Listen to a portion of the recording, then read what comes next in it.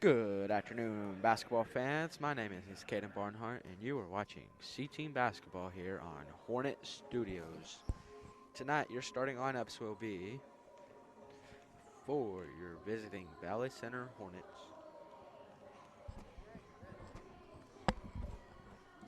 You want me to try blue? Caleb? You want me to try blue? What? Try blue? No, just keep going. Okay.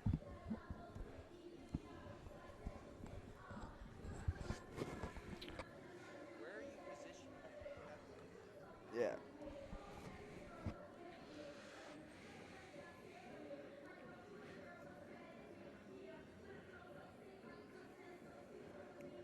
Are you talking? Yeah. Yeah. Good afternoon, basketball fans. My name is Caden Barnhart, and you are watching C-Team Basketball here on Hornet Studios. Up first, your starting lineups for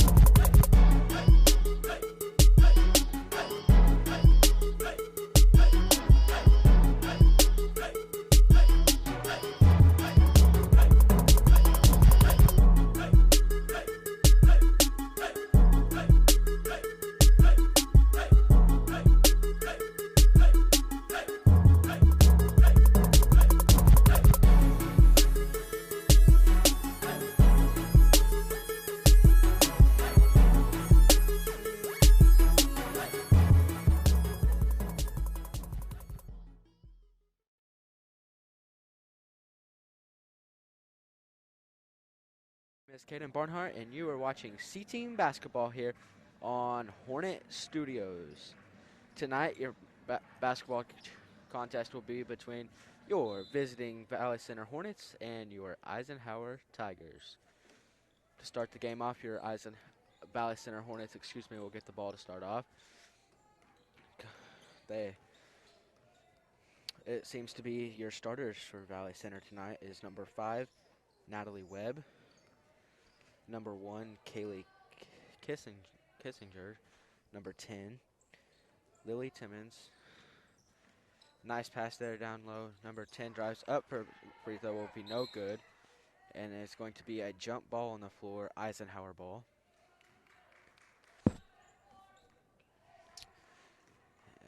Start here for your driving it up the court for your Eisenhower will be number 13, Catherine Eddy. Eddy at half court, guarded by number 1, Kylie Kissinger. Passes it out to number 11, Ava Carlson, out to the top of the key, looking for a play here to see who gets on the board first. Drives down, puts up her first shot, and that basket will be no good. Rebounded by your Hornets, number 15, Taylor Tackner. Brings it, number Kissinger brings it up the court, passes it over to the left side, back to Kissinger, looking for a shot over to the corner, trying to find a nice shot here. Eisenhower playing a very good defense on your Hornets, and they looked at the three, which he decided not to shoot. Good ball movement here by your Valley Center Hornets. Back to the corner, up top. Ooh, almost a bad pass there, but it seems to be it. Number 1, Kissinger drives down, which should be no good. So out to number 1, Kylie Kissinger shoots the 3, which should be no good. Rebounded by number 31, Lily Wilson. Passes it back out. Pass inside to Lily Lily, no good. Number 5 for Eisenhower, Sydney Chris will bring it up the court and put up a nice layup to put your Eisenhower up 2-0 here in the first quarter. Valley Center looking for bucket here to start the game off. Eisenhower playing some very good defense.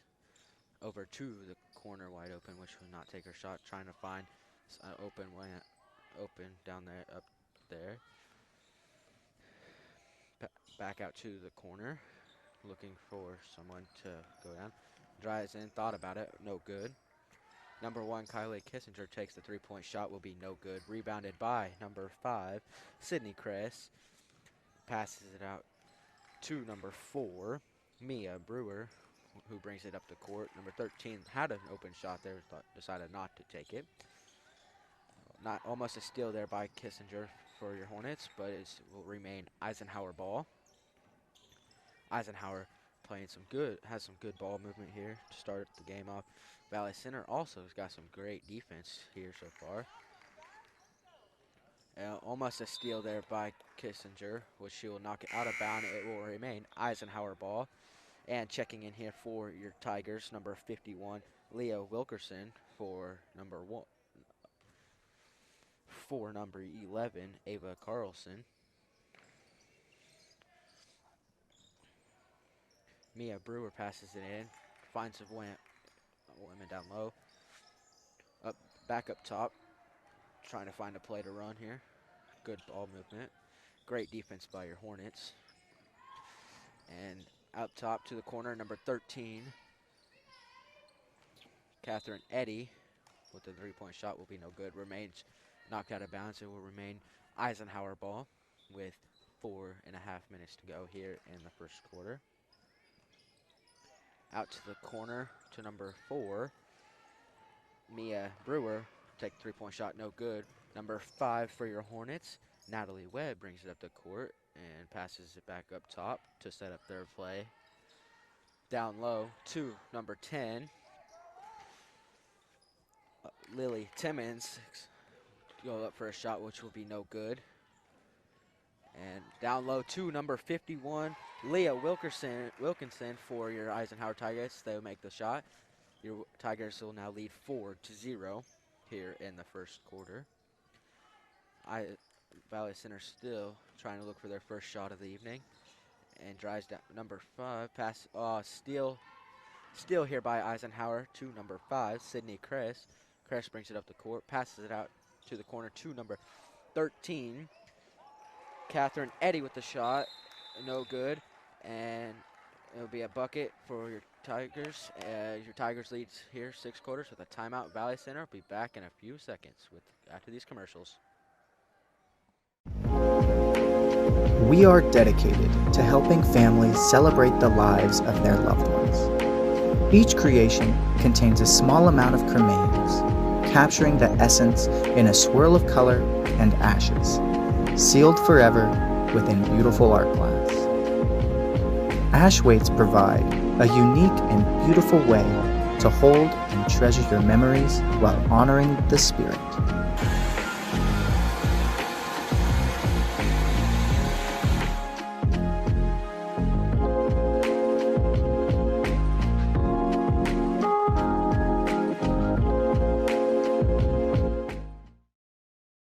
Here to Hornet Studios. Your Valley Center will have the ball to come out of the timeout.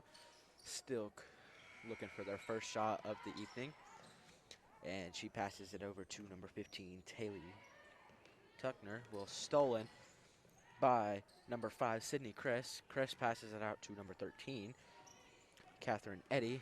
Eddy passes it over to 30, number 00, Taylor Maddie Brackey.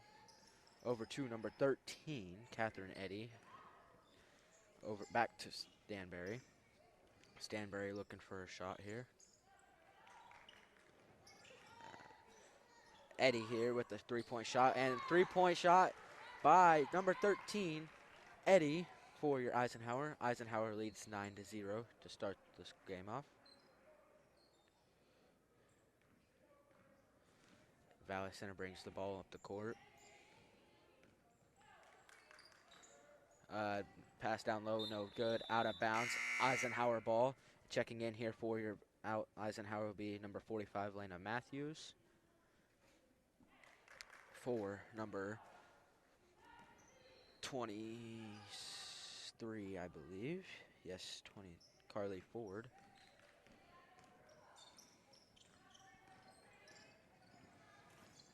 Out to number 00, Bet Brack Barcy. Over to Eddie in the corner. Eddie, wide open woman over there in the corner, no good. Eisenhower looking for a shot. Valley Center playing very good defense so far. Back to stand.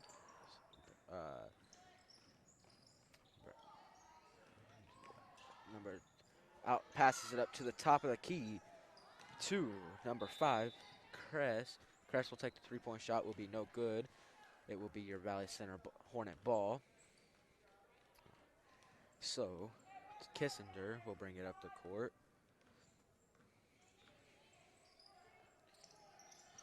Passes it down low to number 55. Excuse me, not 55. 25, excuse me. Abby Anderson. Anderson for 2-point bucket.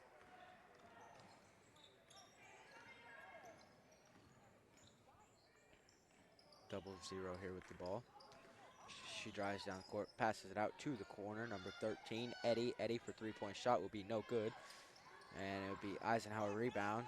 Back out to number 13. Stolen by number 1, Kissinger. Kissinger drives up for the layup, no good. Looked like it could have been a foul there, but it was not. So Eisenhower with the ball here. Number 00, Racky brings it up the court. Passes it back to Eddie. Eddie out to number 51, Wilkinson. Wilkinson with the shot, no good. Rebounded. And there will be a foul on the court. The Valley Center ball, the foul. Valley Center ball. Checking in for Eisenhower, number 11, Ava Carlson. And the foul will be on number 45, Elena Matthews, her first of the evening. So Valley Center with the ball here, bringing it up the court. Passes it out to the corner. Valley Center looking for a shot. Number 15. Number 15, Taylor Tuckner with the shot when we fouled. We go into the line shooting 2 shots here. Tuckner at the line. She will be fouled by number 11, Ava Carlson, her first of the evening. And Tuckner made her first free throw. One more at the line.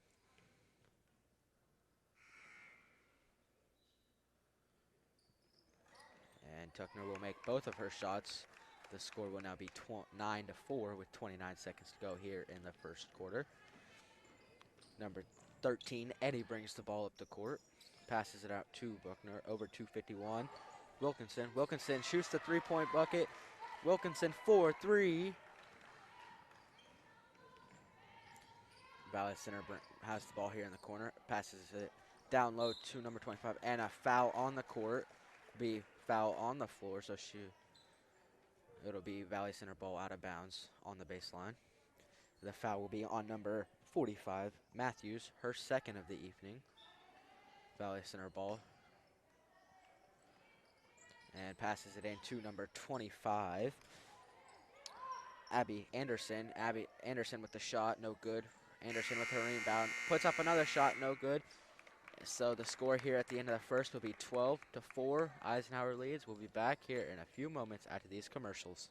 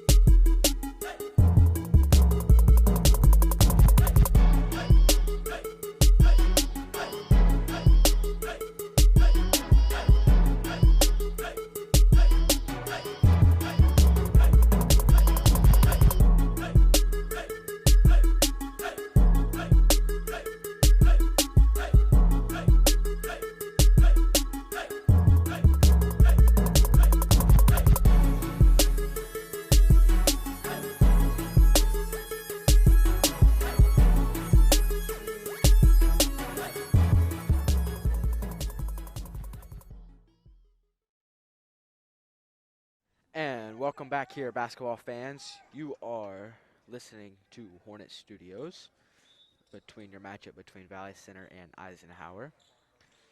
To start the second quarter off here, it will be Valley Center ball. The score will remain 12-4. So, to start the second quarter off, Valley Center's looking for their first shot of the quarter. Great ball movement here so far, and great defense by your Eisenhower Tigers. And it will be stolen by number 23, Ford. Ford drives for the basket and puts a shot up. Ford to her first bucket of the evening. So Blecker here will bring the ball up the court. Looking for, and passes it out to the top of the key. And blocked out of bounds by Warford. But it'll remain Valley Center ball here. And it will be stolen by Ford. Ford puts up another basket. Ford 4-2. So the score will now be 16-4. Eisenhower leading. Valley Center looking for somebody open down there. Good ball movement and great defense by Eisenhower.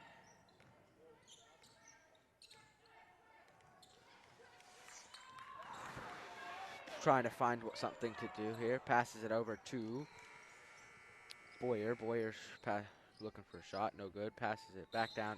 And there's a foul on the floor.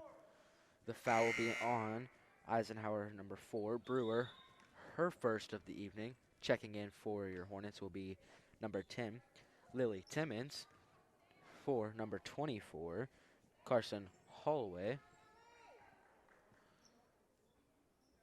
It will be Valley Center ball here on the baseline. Trying to find an open man on the floor. Over to the corner. Out to the top of the key looking for a shot here. She thought about it. And no good. So number 11, Reese Blecker will drive in for a shot and be fouled. So she will be going to the line 4-2. The foul will be on number 11, Ava Carlson, her second of the evening.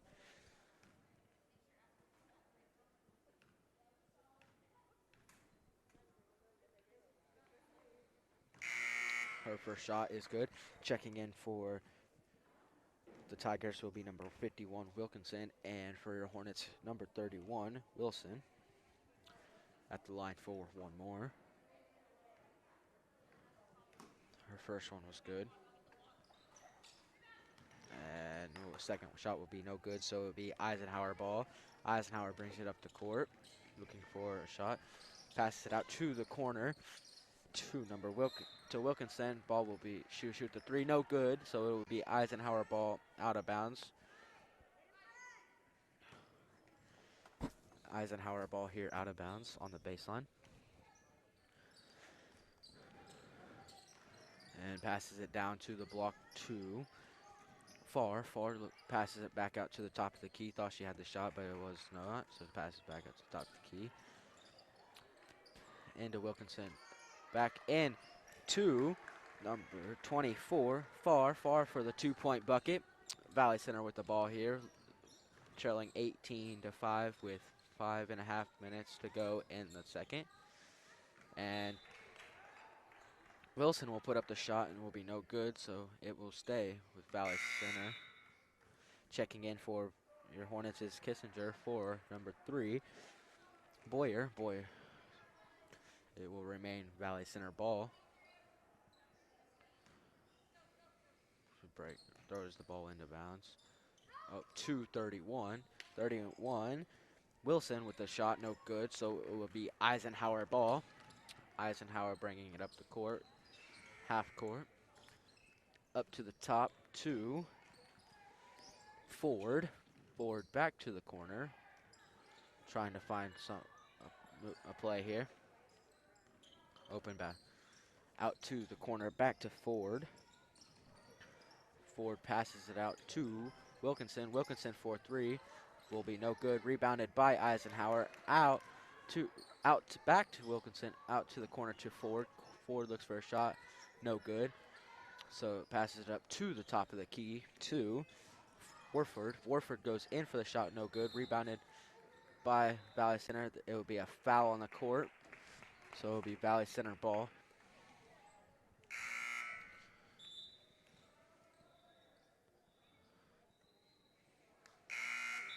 The foul will be on Eisenhower, number 24, far, no good. Checking in for your Tigers is 00 far cry. Hornet ball here. Bring it up the court. Hornets trying to find an open basket here. Good defense here so far, shown tonight by your Tigers. Out to the top to Timmons. Timmons back out to Blake Blecker. Back up to 32. Lear takes the three-point shot, no good. Eisenhower ball brings Eisenhower bringing it up the court. Great ball movement by the Hornets. Out to Brecky with the three-point shot will be no good. Rebounded by your Hornets. So Kissinger will bring it up the court.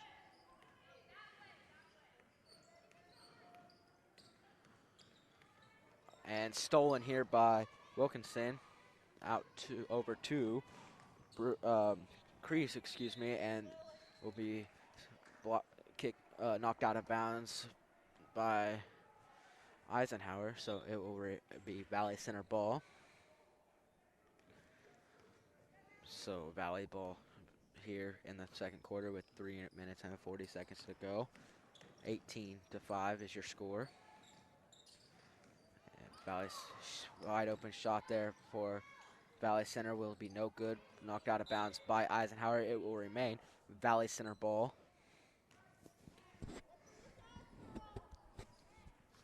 Valley Center ball here on the baseline. Your score here, 18-5. And over to the corner. And Valley Center with some good ball movement here. And drives in number 11. Blecker drives in for a shot and will be fouled, so she will be going back to the line for 2 more shots. The foul will be on number 00. Bracky, excuse me, she will not be shooting 2 shots.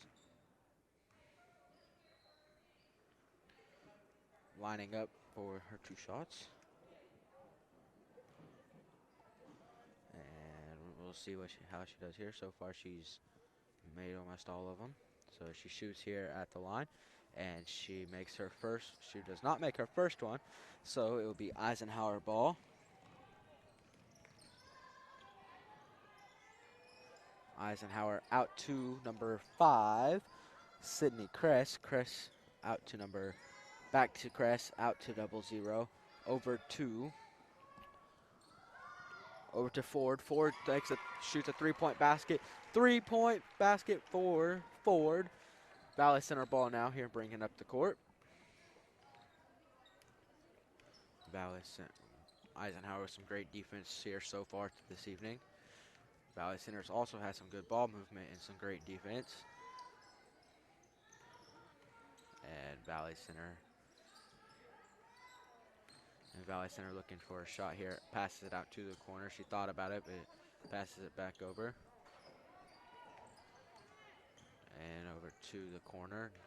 Back out. Up to the top. Thinking about it. No. Passes it back to the inside. And stolen by Eisenhower. And then stolen right back by Valley Center. And it will be a travel on Valley Center. So Eisenhower ball. And checking in here for Eisenhower will be number 45, Matthews, and number 24, Farr. 2:13 left here to go in the half. Eisenhower ball. And over to Ford. Ford brings it up the court. Out to Kress. Kress thanks to shoot. 3-point basket. Kress for 3. Eisenhower leading 24-25 here in the second quarter. Valley Center has the ball. Over to Kissinger. Kissinger out to back to Blecker. Blecker to the inside to Wilson. Wilson for a 2-point bucket. Eisenhower ball.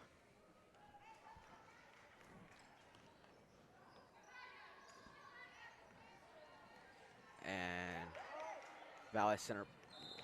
It'll be a backcourt violation on Eisenhower. Valley Center ball.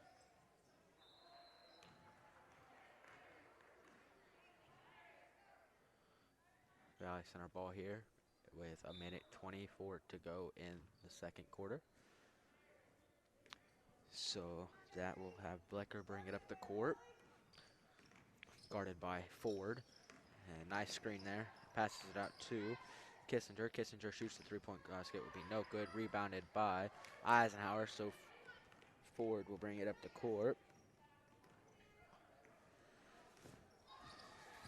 And out to 0-0 in the corner. We double teamed here by Valley Center.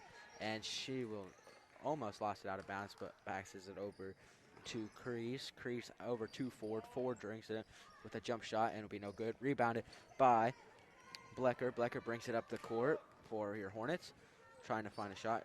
Blecker brings it down, puts up a free throw, and puts up a shot, and will be blocked by Bracky. Bracky out to Cress. Cress over to Ford, and it will be a foul on the court.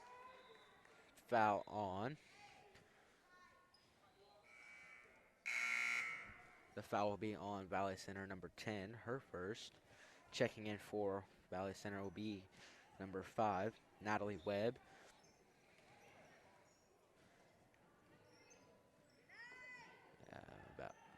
Eisenhower passed it out to the corner, 0-0 for the 3-point shot, no good. Rebounded by Ford. Out to Cress. Cress for a 2-point bucket, no good. Rebounded by 0-0. Rebounded by Eisenhower again, and will be knocked out of bounds. Valley Center ball. Valley Center ball with here in the second quarter with 17 seconds to go, trailing by your Eisenhower Tigers 24-7. 17 seconds here. So Blecker drives it up the court. 10 seconds here. Valley Center looking for the last shot of the half. Blecker shoots the 3-point shot. And that will be it. The end of the second half. 24-7. Your Eisenhower Tigers will be back. We will be back here in 10 minutes after these messages by your sponsors.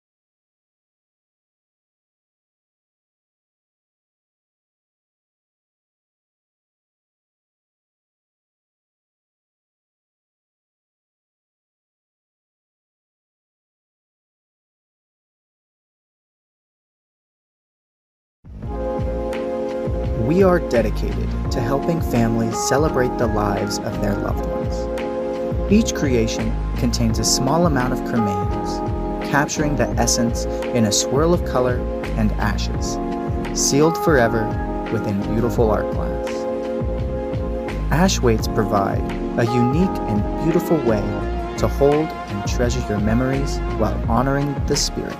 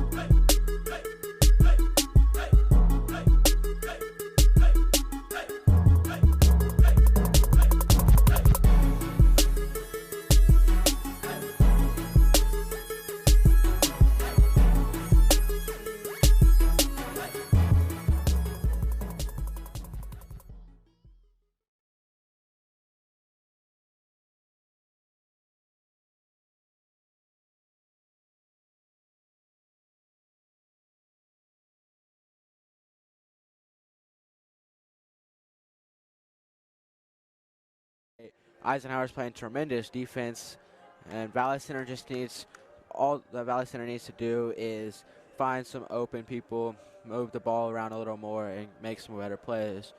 On the other side of the court for Eisenhower, Eisenhower's playing great defense. They're also playing very good offense. They are finding their shots they're looking for. They're finding their plays. And let's just see what Valley Center has to bring out the second half of this game and see if they can pull this one off.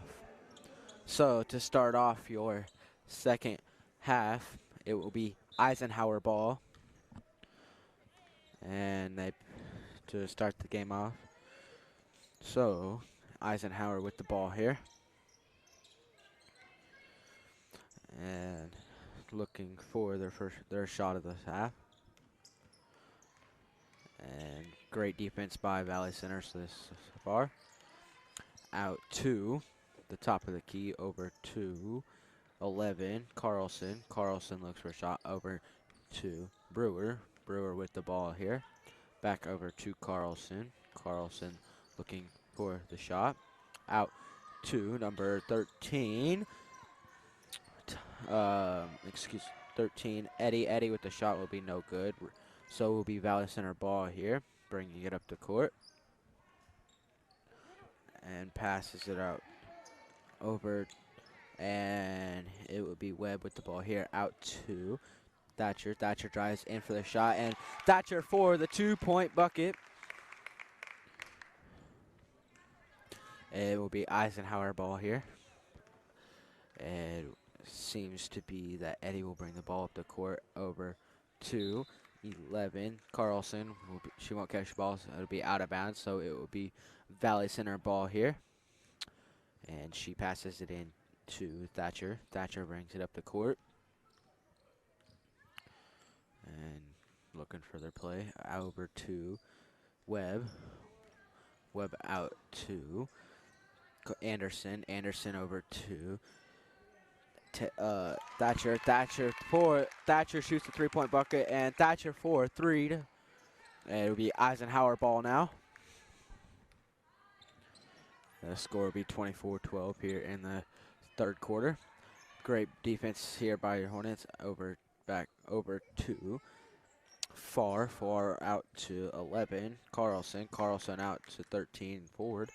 Back to the corner to Brewer. Brewer with the ball here, bring it up the court over to 5. Crease into the corner looking for a shot, and a screen set there. and out to the top of the key down low. Stolen by Valley Center, number 5. Webb brings up the court, and it will be stolen by Eisenhower. Eisenhower knock it out of bounds. Remain Valley Center ball. Valley Center ball here on the baseline. And she breaks it, and she throws it into her teammate over to Webb. Webb back to the inside, and it will be stolen by Valley Center, and it will be called a jump ball. Jump ball here, and it will remain Valley Center ball. And Valley Center will remain with the ball here, looking for their next shot, and she throws it and down to 25. Anderson back out to number 23. 24 Holloway with the basket. Excuse me, it'll be number 15 Tackner for the basket. So it'll be Eisenhower here, and Eisenhower will get blocked by Valley Center, and it will remain Eisenhower ball. Checking in for Eisenhower will be number 51 Wilkinson. She throws it in to Eisenhower. Over to Brewer. Brewer with the ball now. Great ball movement here by Eisenhower, and very great defense by Valley Center. Valley Center. Eisenhower moving the ball around. And there's going to be a travel on Eisenhower. Valley Center ball. So she will be passing it in to number 20, Thatcher. Thatcher brings it up the court. Valley Center with great ball movement. And Valley Center, good ball movement and making their shots come true. Out to Anderson. Anderson over to 20. Taylor. Thatcher, Thatcher. Over to Lear. Lear has the ball back out to the corner to Tackner. Tackner, with number 32, Lear with the basket. So Lear will get that 2-point basket. Now it'll be Eisenhower ball. Eisenhower looking for a shot here in this second quarter. And it will be stolen by Lear for your Hornets. And it will be back over to the top of the key to Thatcher. Thatcher looking for an open woman. And at the top of the key, back over to Tackner. Tackner will be fouled. It'll be on the floor. Foul on the floor, so it'll remain Valley Center ball. The foul will be on Eisenhower, number 51, her first. And checking in here for the Tigers will be 00, Braxy. And Valley Center ball here passes it in to Anderson. Anderson out to Webb. Back out to Webb. Webb thought about the three. She's not taking it. She throws it down, and it will be to one of her teammates, 32 Lear, and it will be not good. It'll be blocked pass, so it'll be Eisenhower ball.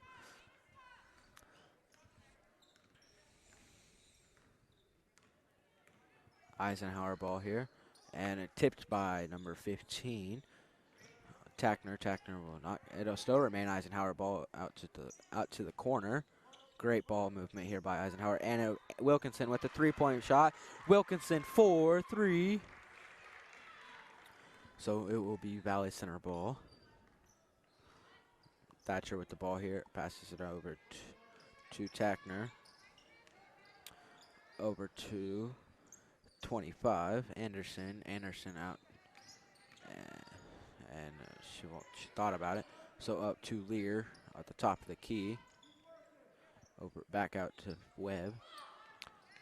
Webb will be knocked up, and great save there by Valley Center. So we'll pass it out to Thatcher. Thatcher at the top of the key called her play. And over to Tackner. Tackner thought about it, and it would be no good, so she will think about it. Passes it down low to Lear. Lear looking for a shot, no good. She couldn't find it, so she passes it back out to the top to Thatcher. Thatcher calling a call. Okay. Webb with almost got it stolen. Eisenhower stolen by Eisenhower. So it will be an Eisenhower ball now. So, and she passes it down to number 24 Far. And she'll shoot 2-point basket will be no good. Travel. So checking in here for Eisenhower will be number 45 Matthews. Along with some substitutions here for Valley Center. Number 10 Timmons. Along with number 31 Wilson and number 1 Kissinger. So it'll be Valley Center ball here with 2:10 left to go in the third quarter. And up to Wilson, down to Tuckner. Tuckner with the basket and one. So she will be going to the line for one shot.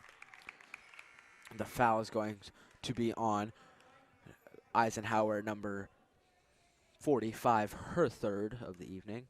So Tuckner at the line shooting one. And her shot will be good from the free throw line to put. And timeout, Eisenhower. We will be back in 30 seconds after a few messages and these commercials.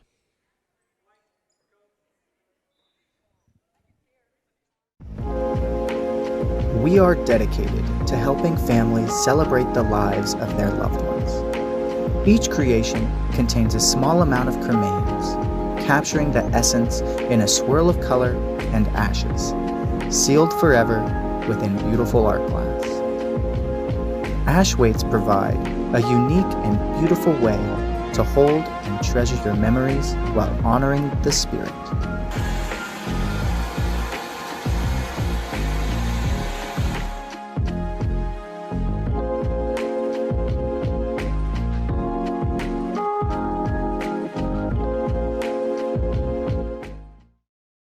Here to Hornet Studios. It'll be Eisenhower ball. Number 15, Buckser will take the shot. 3-point shot, no good. And they will call a travel on on Valley Center. Excuse me. So it'll be Eisenhower ball. Eisenhower on their side of the court, on out of bounds. And she'll pass it into to Wilkinson. Wilkinson will shoot the 3-point basket, no good. Rebounded by Eisenhower, and she will be called for a travel, so it will be Valley Center ball. She throws, and they will be throwing it in to number 20, Thatcher. Thatcher brings it up the court. The score is 27-19. Your Eisenhower leads, so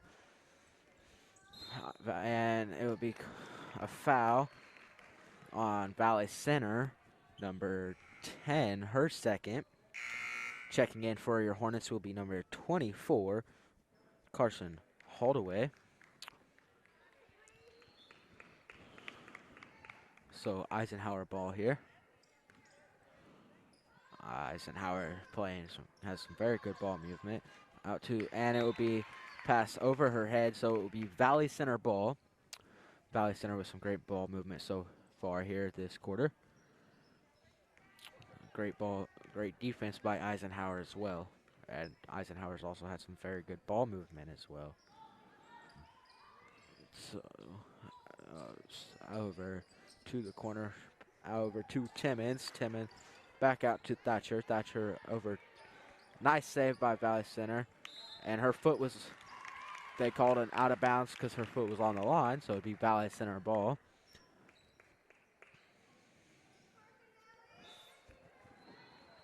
So Valley Center ball passes it in to Thatcher. Thatcher with the ball here. Over to Holdaway. Holdaway back to Thatcher. She thought about passing it over, and over to Kissinger. Kissinger's down to Timmons. And it's going to be a foul on the floor. Foul on Eisenhower. Number 45, her fourth. Checking in for Eisenhower, number 24, Abby Farr. Valley Center ball. Eisenhower ball. And she will throw it down to number 31, Lily Wilson. She will be fouled, so she will be going to the line for two. Foul's going to be on Eisenhower 00, Maddie Racky. Her second of the evening. Wilson at the line shooting two. Her first is no good.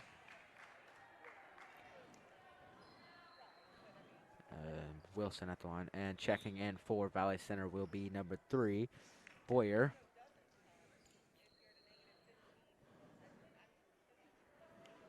So Wilson at the line here shooting 1 with 47 seconds to go in the third. And her second shot will be no good. Cross the line.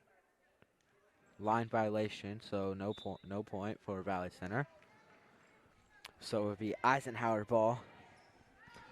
Eisenhower brings it up the court.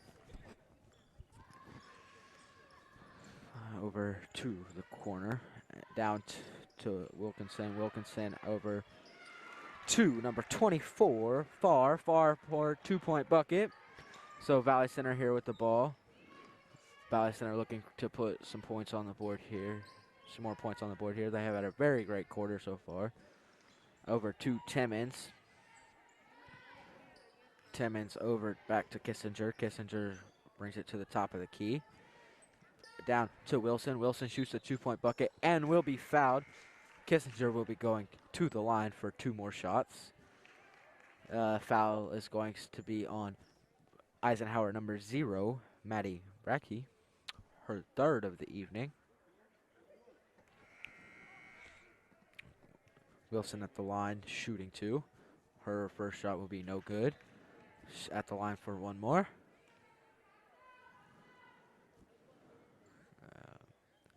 One shot here for Wilson. Wilson is 0 for 3 from the line so far. And she will make her second, so Eisenhower ball here with 7 seconds to go. Eisenhower trying to find the last shot of the quarter, and it will be knocked out of bounds. Valley Center ball here, Valley Center ball here with 2.2 seconds to go in the third. And she will pass it over to 24, and that will be the end of your third quarter. We will be back here in a few moments and at Valley Center.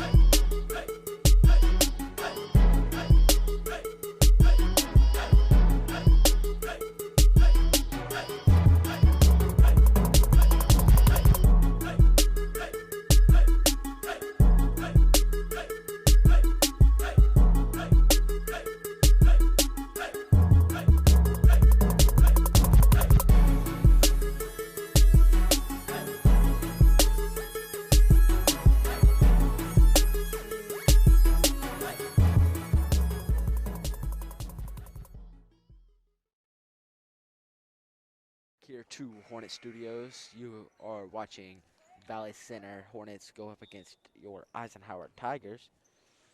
And it will be Eisenhower ball here to start the fourth quarter. And it looks to be a whole new group for your Eisenhower Tigers along with your Valley Center. So great, almost a steal there by Valley Center, but Eisenhower will get the ball back out to the top of the key to number 4, Brewer. Brewer pass it out. Stolen by number 11, Blecker. Blecker brings it up to court and will go up for a 2-point shot and will now be blocked, so it will be Valley Center ball. Valley Center ball here. Valley Center ball gets the ball out of bounds here. And she throws it in and number 25, Anderson, puts up the shot, no good. Rebounded by Eisenhower, excuse me. And it will be a turnover on Eisenhower. Valley Center ball. It was called for a carry. Carry on Eisenhower, so Thatcher brings the ball up for your Hornets. Thatcher with the ball here out to number 15. Tackner down back to Tackner. Tackner looked for a shot, no good, and it will be turned to her one of her teammates. It will be out of bounds off of Eisenhower, so it will remain Valley Center ball.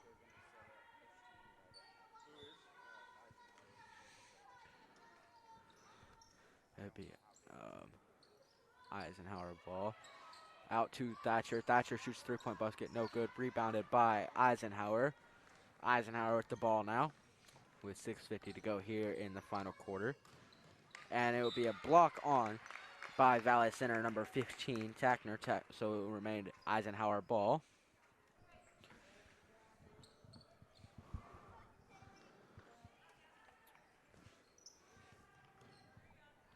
Excuse me. Eisenhower ball here. Over to Warford. Excuse me, Carlson. Back out to Ford. Ford thought about it. Back out to Brewer. Brewer double teamed in the corner. And over to Ford. Ford's double teamed in the corner. And it will be a timeout. Timeout Eisenhower, 30-second. We will be back here in 30 seconds after these commercials.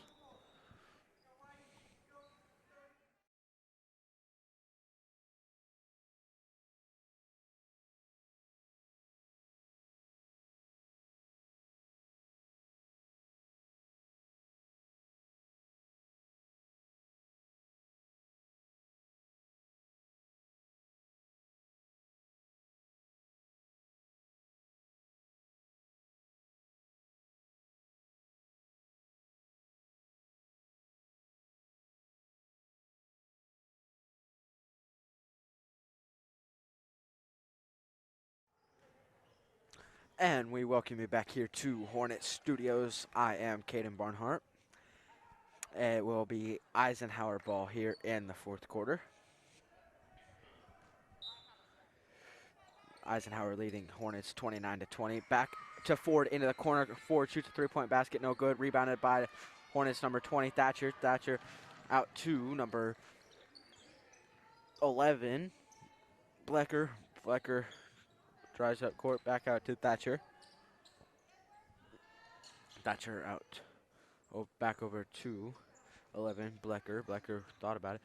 To the inside to Lear. Lear getting double teamed. Back out to Blecker. Blecker backs down and back into Lear. Lear back to Blecker. Over to Thatcher. Thatcher back down to Lear. Stolen by Eisenhower. Eisenhower ball now. Eisenhower brings it up the court with 5:38 to go here in the final quarter. And they're trying to double team her at the top, and it will be back, and she'll be double teamed in the corner, and it will be stolen by Valley Center out to Thatcher. Over to number 11, Blecker. Blecker thought at the 3-point line, thought about it, bashes it down to Lear. Lear trying to find the shot, cannot find it. Out to Thatcher. Thatcher for a 3-point shot, and it will be no good from Thatcher. It will be Eisenhower ball here with 5:08 to go. Your Hornets trailing 29-20. So Eisenhower ball, and it seems to be Valley Center is bringing the full court press now and trying to double team, and it will be almost stolen by Valley Center, and it will be stolen by Valley Center number 15, Tackner. So she passes it over to Blecker. Blecker back to Tackner. Tackner for the 2-point shot, no good. Rebounded by Eisenhower, and they will try to slow the ball, slow it here. Eisenhower drives it up the court, and there will be a foul called on the floor. Foul will be on Valley Center number 20, Morgan Thatcher, her first. And checking in for the Hornets will be number 31, Wilson, and Timmons. It will be a full timeout. Eisenhower will be back in a few moments.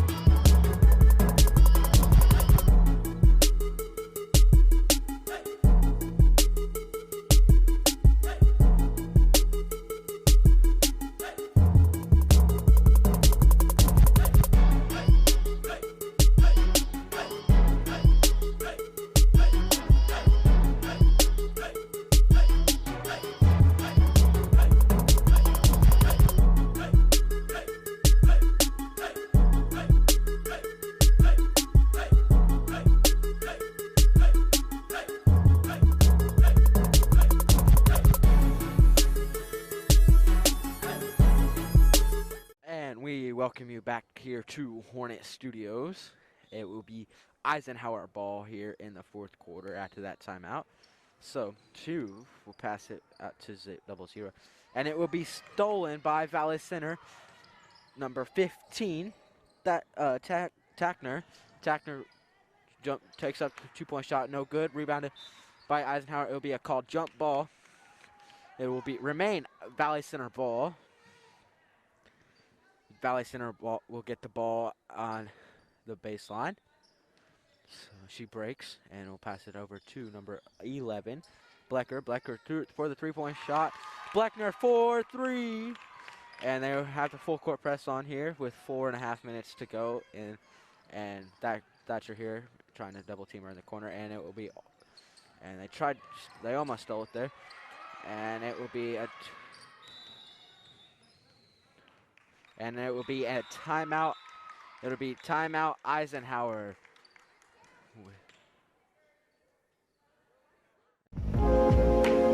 We are dedicated to helping families celebrate the lives of their loved ones. Each creation contains a small amount of cremains, capturing the essence in a swirl of color and ashes, sealed forever within beautiful art glass. Ash weights provide a unique and beautiful way to hold and treasure your memories while honoring the spirit.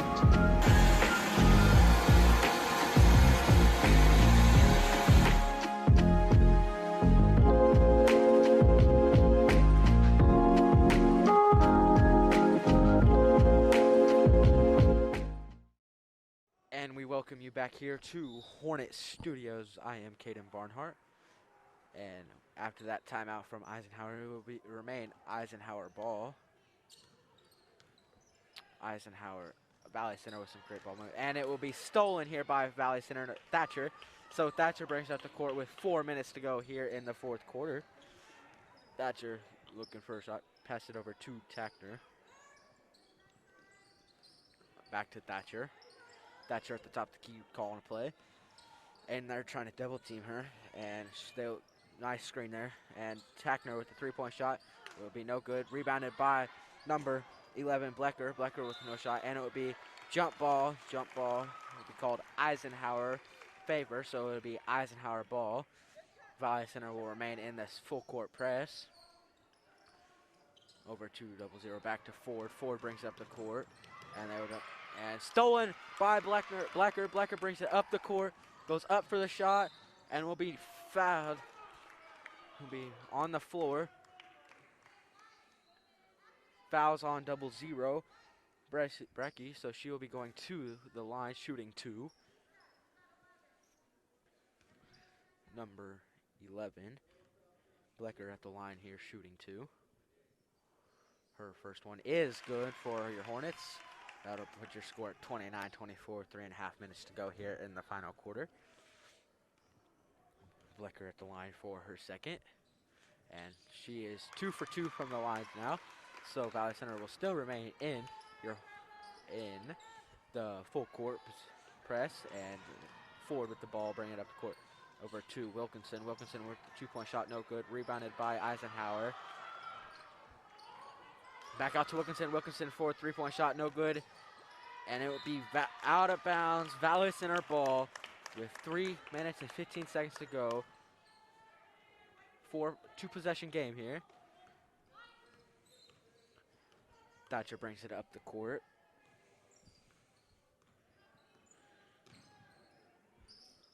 Thatcher with, and out to number 31, Wilson. Wilson back out to number 20. Thatcher back over to Timmons. Timmons over to 11. Blecker with the puts up 2-point shot, rebounded by Hornet. The Hornets will be a 2-point basket for Blecker to put your Hornets within 2 points. We'll remain in a full court press here. Ford with the ball here, and she'll get past, and it will be timeout Eisenhower. It will be a timeout Eisenhower. Excuse me, it will be out of bounds on Eisenhower. So it will be Valley Center ball now. Thatcher brings it up the court. down to Wilson. Wilson back up top to Thatcher. Thatcher trying to find somewhere to go, and it will be out of bounds. Out of bounds on Eisenhower. It will remain Valley Center ball here in the fourth quarter with 2:20 to go. Checking in for your Tigers will be number 4, Brewer.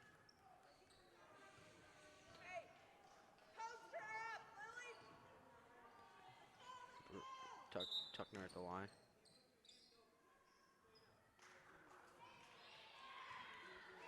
And it will be Valley Center ball still out of bounds still.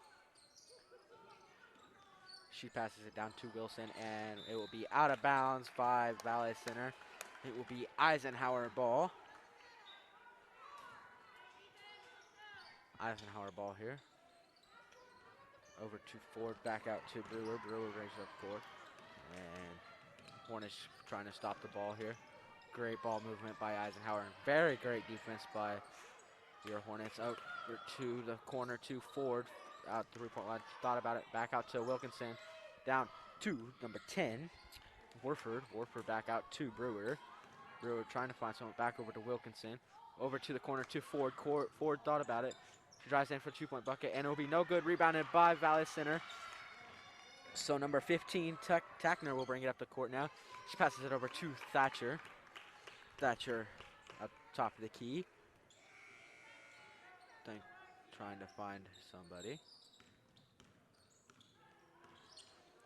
Over to number 11, Blecker. It will be a foul on Valley Center. So it will be Eisenhower ball. The foul is going to be on Valley Center number 31, Wilson, her first of the evening. Valley Center will remain in this full court press. Trying to forward with the ball here, bringing it up the court. And it will be almost stolen by Valley Center, but then they'll pass it. Eisenhower will remain with the ball, and she passes it down. And it's a foul, and one foul for Eisenhower.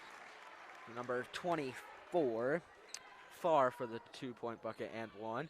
The foul's going to be on Valley Center number 11, Blecker, her second. So, far at the line, shooting one. And it will be good. So it'll put Eisenhower at 32-27 here with 1:12 to go in the fourth quarter. Thatcher brings it up the court. Thatcher with the ball here now. Looking for an open man. Over to Timmons. Timmons out to that. Over to Breckner. Down to number 15, Tackner. Tackner 4-2. 50 seconds to go here. Trying to stop the ball from Eisenhower, and it's almost stolen. Back over to Ford.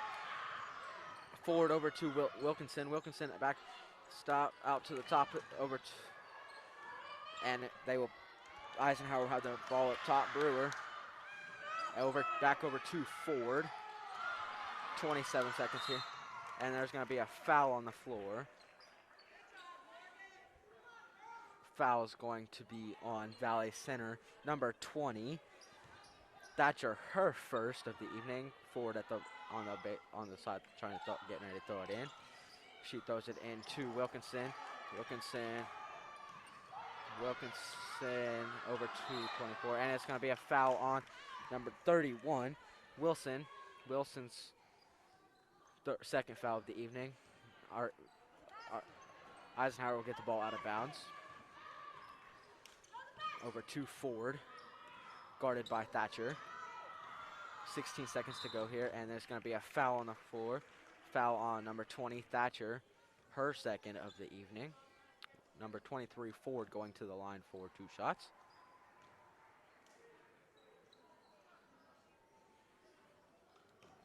Thatcher at the line, Ford, at the line for 2.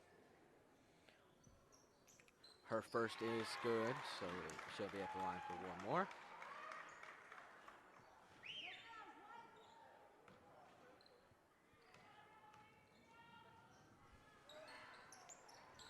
And that's her second point. Good to put Eisenhower up by 5. Thatcher brings the ball up the court with 12 seconds to go. Thatcher over here. Over to number 11, and that rebounded by, and it will be called jump ball. It will be Valley Center ball here. Valley Center ball gets the ball at the baseline.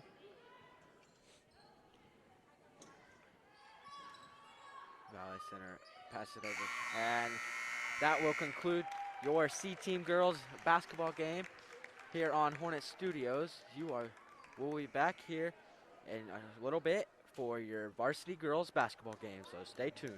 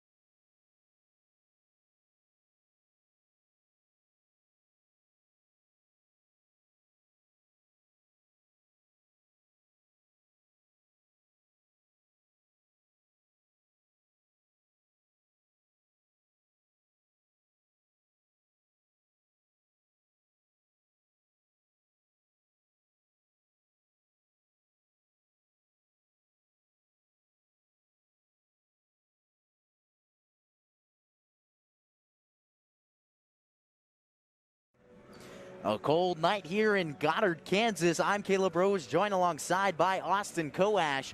And Austin, we're certainly lucky to be inside here with wind chills of -4, and it doesn't seem to be going away here in the Midwest. But fortunately, we have a good matchup on our hands. Your Valley Center Hornets versus the Goddard Eisenhower Tigers. And the Hornets fell in this last matchup when these two squads faced off. 50-27 was the final, and certainly not the game that this Hornets team was looking for. But Austin, what do you got here tonight? Well, Caleb, in that game, Addie Verbeck just was on fire from behind the arc, and in that case scenario, you know, the Hornets just had to guard her and do everything they could, but she was just on fire from behind the arc. So tonight, I'd like to see a man-to-man defense try to deny the ball into her hands behind the arc, because she's not much of she doesn't dribble, she's not much of a space creator, she's more of just a three-point shooting specialist. And then Kennedy Nicholson, the senior for this Goddard team, or Eisenhower team, excuse me, she's going to have a big night that the Hornets have to be able to guard her, because she gets her teammates involved throughout the whole game. She's going to be the girl with the ball in her hand to bring it up the floor. She's going to find her teammates. And Valley Center has to have someone like that tonight. They have to have someone like Anna Eldridge, Ali Koa step up, go on the inside, and then get their teammates involved. Well, as for the Hornets defensively, what would you say is the key? Who would you pick on here, say they're the star players here tonight for the Hornets? Well, coming off of a 25-point performance by Anna Eldridge, this Eisenhower team, they're going to put a lot of focus onto her.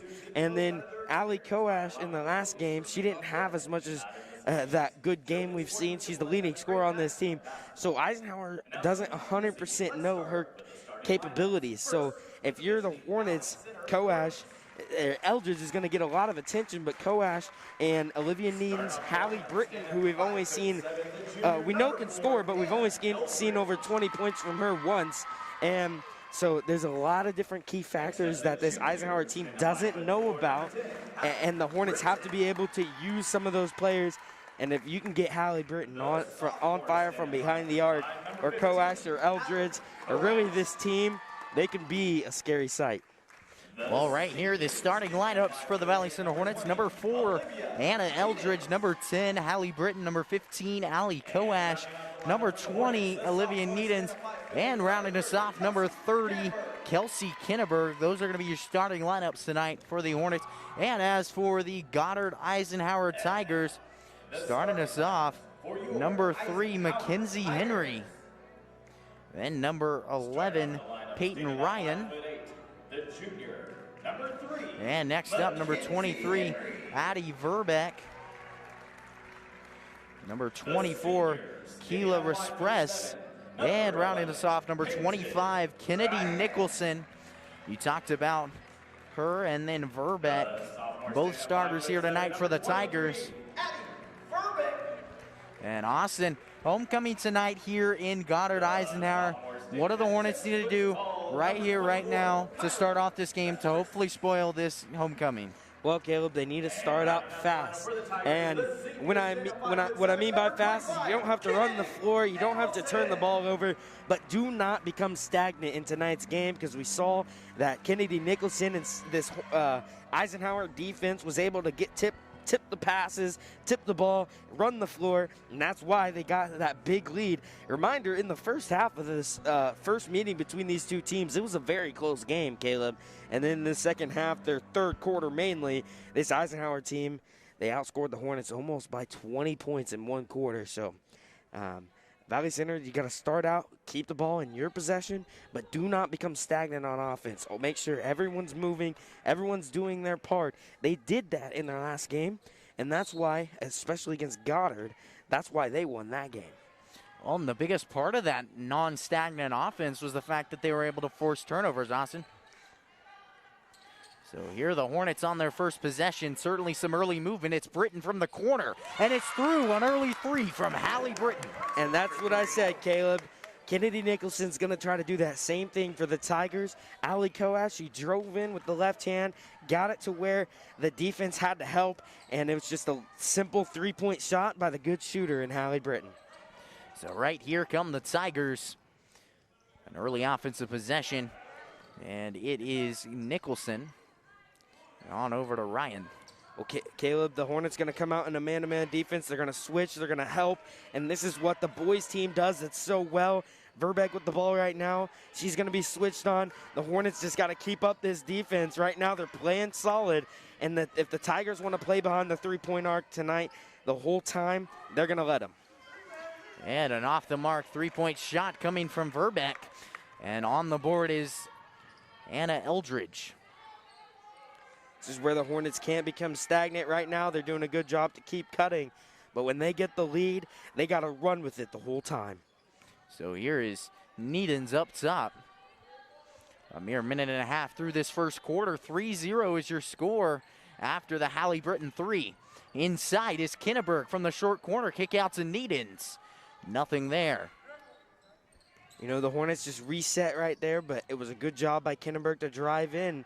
And it almost had the open three, but Needens chose not to shoot it. Valley Center still just got to run your offense, no shot clock, but keep moving. If you don't have the ball, make sure you are available for your teammate. Inside is Koash, and she's fouled in the process. Foul called on Addie Verbeek, her first. Well, so far, the Hornets have done a good job to just keep moving, keep doing what we preach on, we harp on all the time, Caleb.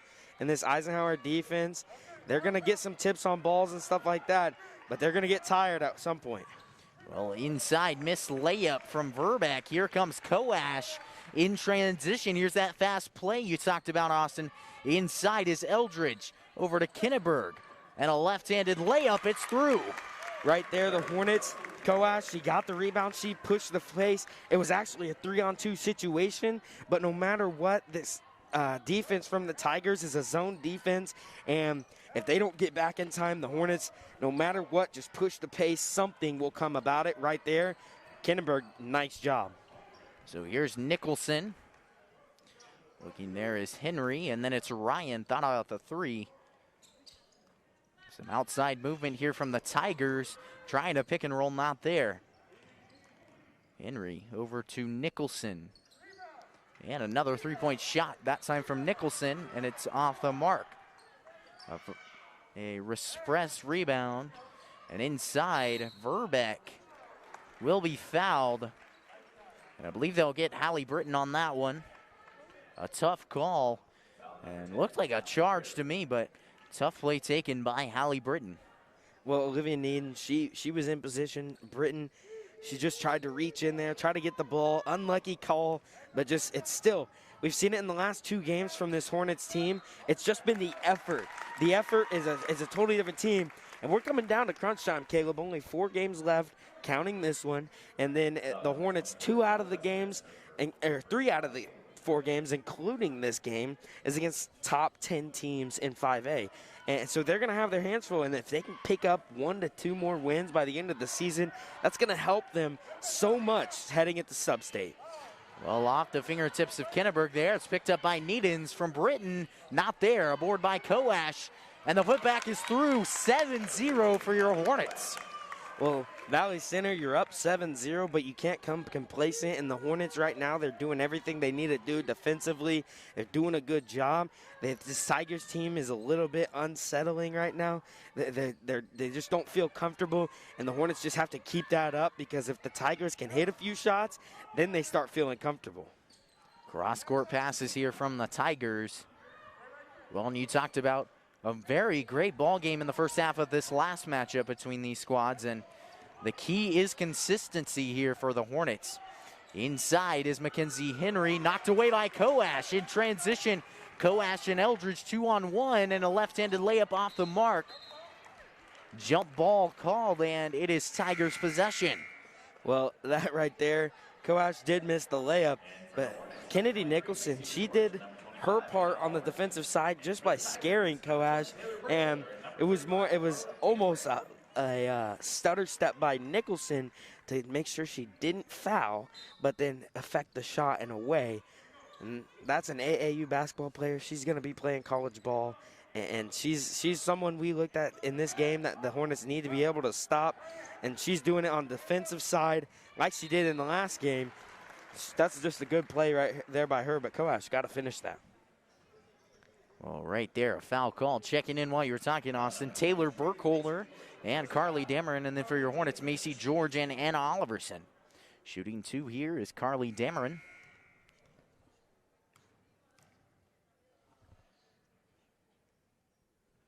First shot just off the mark.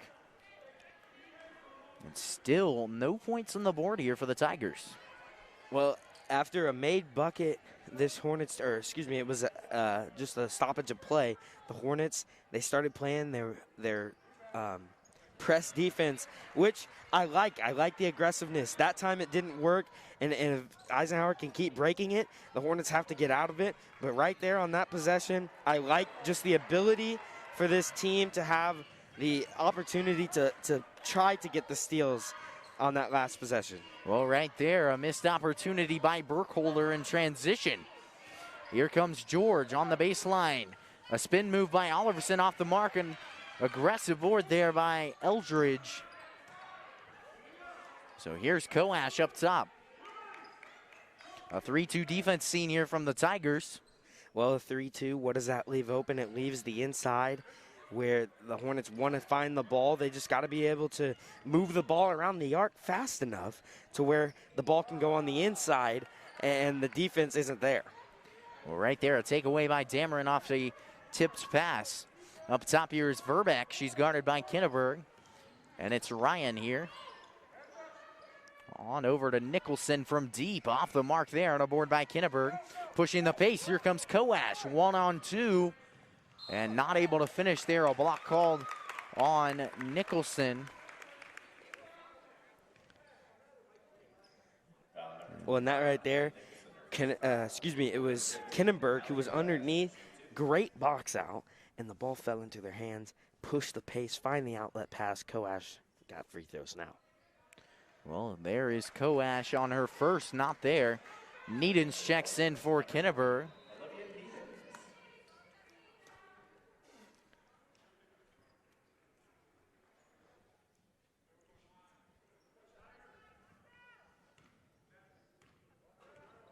Britton set to check in here. Koash with her second, and it's through.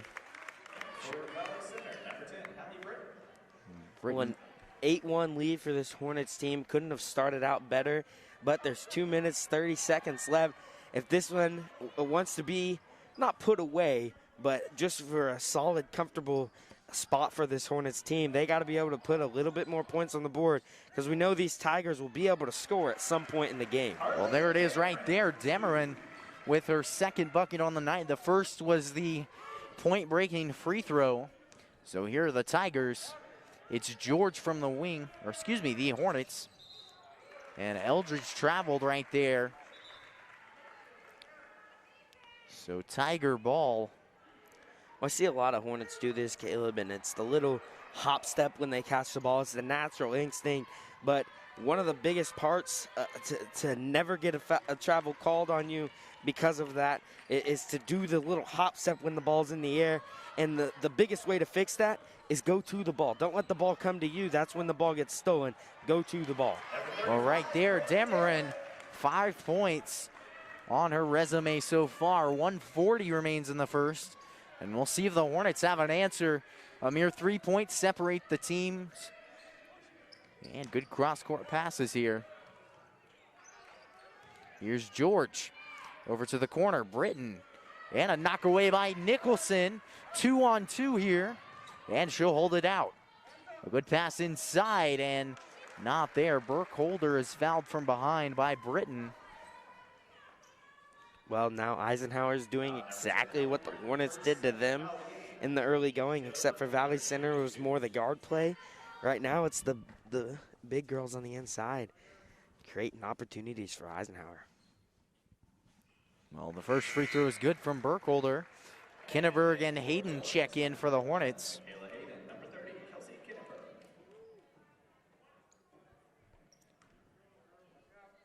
Looking to make this a 1-point game. Here's Burkholder and her second is through. They'll go right back into that press, Austin. And this is where the Hornets veteran guards and Anna Eldridge and some of these veteran players, they got to be able to break the press, fake a pass to make a pass, and handle the ball. Right there, pass off the mark, a turnover from Valley Center. And a timeout here by the Hornets. 8-7 your score. Your Hornets still lead, but hanging on by a thread.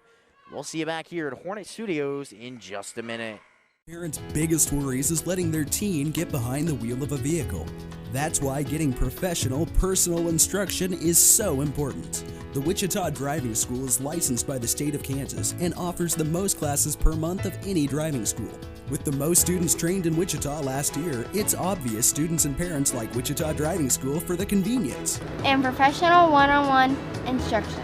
Wichita Driving School, where you're driven to be the best. And we're back here at Hornet Studios. 8-7 your score after 7 minutes of play here at Goddard Eisenhower High School. And Austin, what have you seen early on? We saw an early run from the Hornets. And what are the Tigers doing well? Well, the Tigers, they're controlling the pace at this point. And really, 5 points by number 35, Dameron, on the inside. The Hornets got to adjust to that.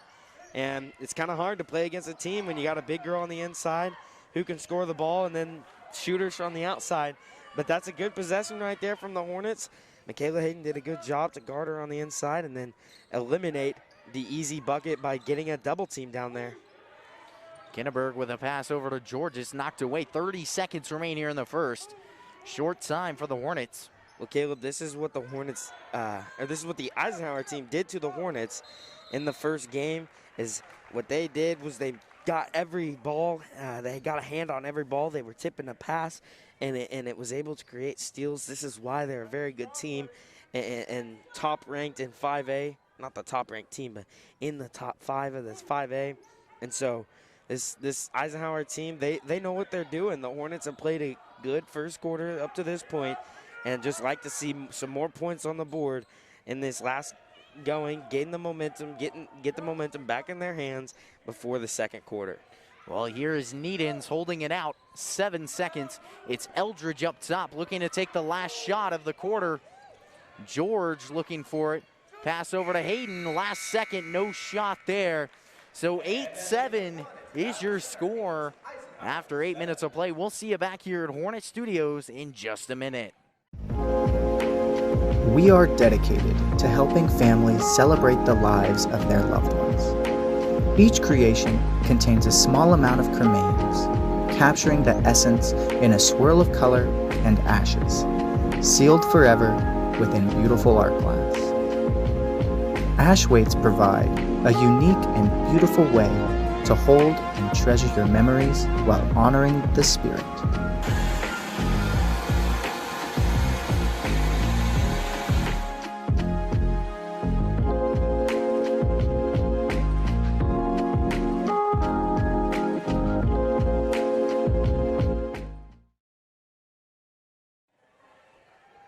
One quarter gone here at Goddard Eisenhower High School. And Austin, it's been a back and forth game thus far. What have you seen?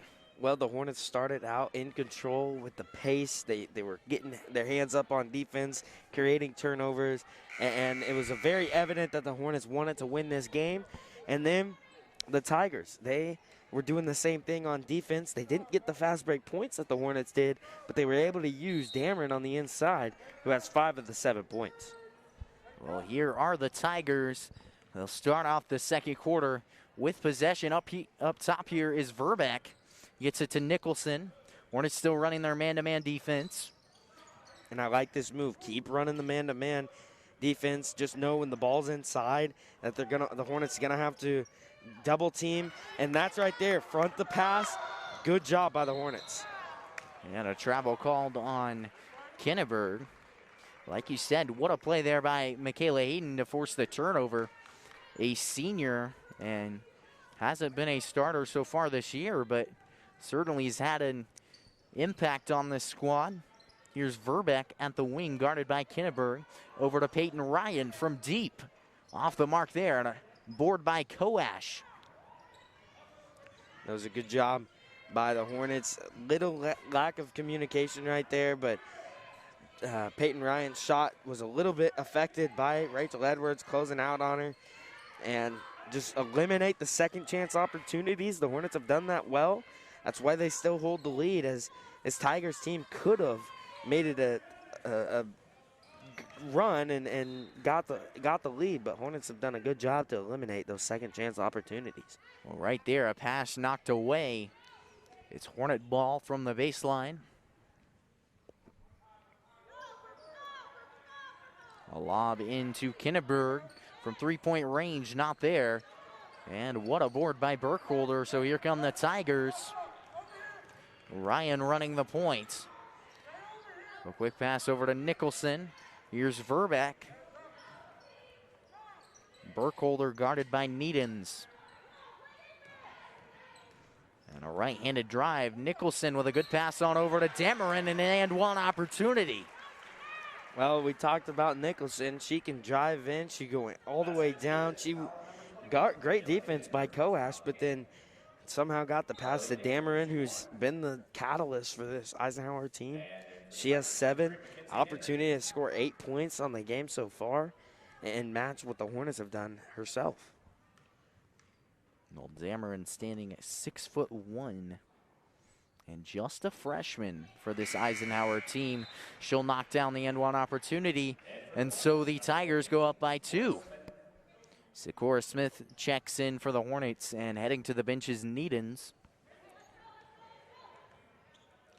This Eisenhower team, they like to extend the defense. They want the defense to play, and the Hornets got to move the ball quickly, find something on the inside. Passes will work, dribbles will work, and the Hornets do a good job right there. Well, right there, a jumper from Sakura Smith. And we talked about a role player for this team, but gets a bucket right there on a nice shot. Well, she's somebody that she works hard. She does everything she needs to do for this Valley Center squad. She does great on the JV squad. Now she's getting her varsity minutes, already making the most of it. Well, back over to Verbeck. And an even ball game here. Right-handed drive. Here's Nicholson. Yeah, knocked away. They'll get the foul on Allie Coash, her second personal. My apologies, first personal. What a matchup that's already been is Nicholson versus Coash. Both players know each other well. They both play a lot of summer ball, and right now, both of them just fighting. Well, here's Nicholson from deep, not there. And a board by Olivia Needens. Great job by Needens. She was at the three-point line when the shot went up, and then she was able to go and get the rebound off the hustle play right there. All right there, knocked away.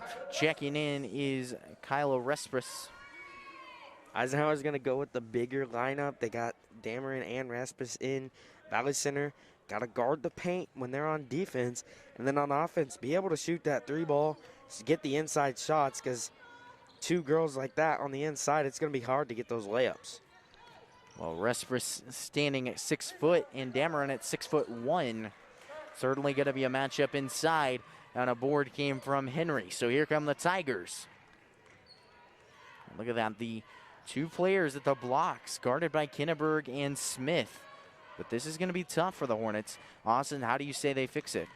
Well, you know, it's not a matter of fixing it. It's a matter of just playing sound underneath.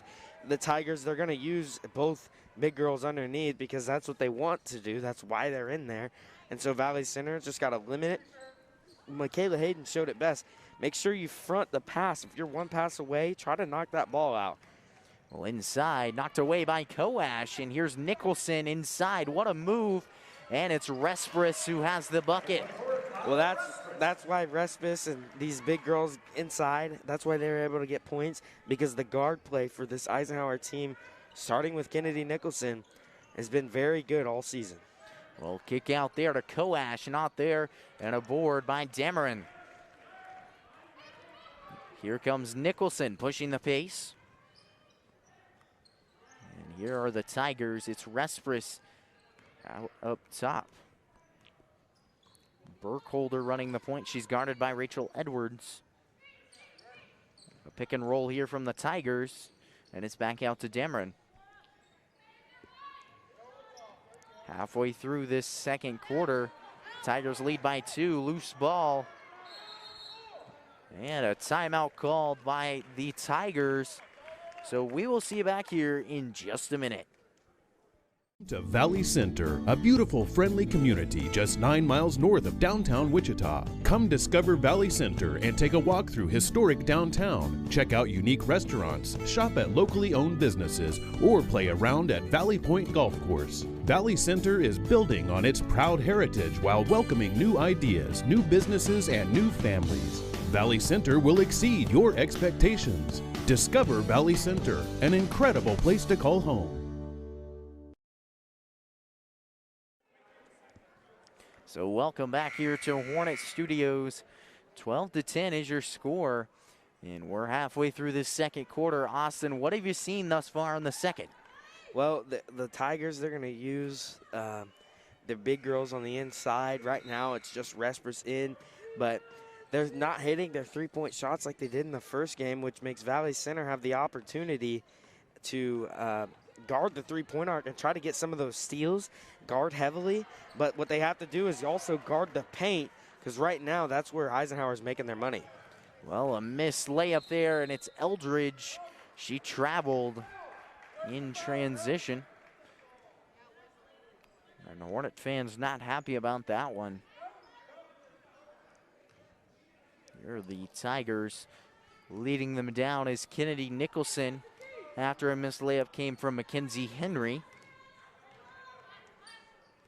Ryan looking for the pick and roll. Not there. Loose ball. Burkholder has it in the corner. Well, this Valley Center defense, this has been pretty fun to watch, Caleb. They're playing man-to-man, which is different from a lot of the games this season. And I think Coach Freeheim realizes that he trusts his girls to play a man-to-man defense at a high level, and they're doing that tonight. Well, knocked out there. But like you said, high level, and they have certainly held this team to a season low, 12 points, and we're 2:53 through this second quarter. I'm going to go to knock on wood, but still it's been quite a performance from the Hornets defensively. 5-second call, and it will be Hornet ball. Well, right there, Kennedy Nicholson, it was a set play to her for the three-point shot, and Koash went through 3 screens, and she instead of running around to try to follow Nicholson, she just knew where that play was going. That's film study right there, and she was able to create that, and that play was specifically designed for Nicholson, and Koash did a good job to ruin it. Well, here is Kinneber, and that's something that I feel like at the high school level, coaches don't express enough is film study. I'm certainly want to know about it, and I know the guys team does a good job of it, but it's so important at the high school level to start developing those skills, especially for a player like Koash, who will probably end up going off to college. Well, Caleb, and I know from experience, I've committed to a college play, and they do film study. That's about half your life in college. The other half is practice for the football aspect of it, and that's what I'm doing. So basketball's no different, and it's a very valuable lesson to learn to sit down and critique yourself. You don't want to all the time just hear negative things or get critiqued by others and coaches. You want to critique yourself and make sure you know the difference you can make on the court. So that's a very underrated part of any sport that now with the technology, it's really easy to do. Well, a made free throw there by Mackenzie Henry. Checking in here for the Tigers, Addie Verbeck, and then for the Hornets, Rachel Edwards. And Eldridge got the foul just a minute ago. Second free throw is through. Extends this lead to 4. Here is Britton leading the point. And look at this 3-2. And Dameron out of the game right now for the Tigers, but Respress having no trouble running this 3-2 against the Hornets. They're running a 5-out offense at the moment. Well, this is where that high post, and right now they're taking away the high post. Peyton Ryan is, so it's going to be about the middle of the lane is where the Hornets need to find success.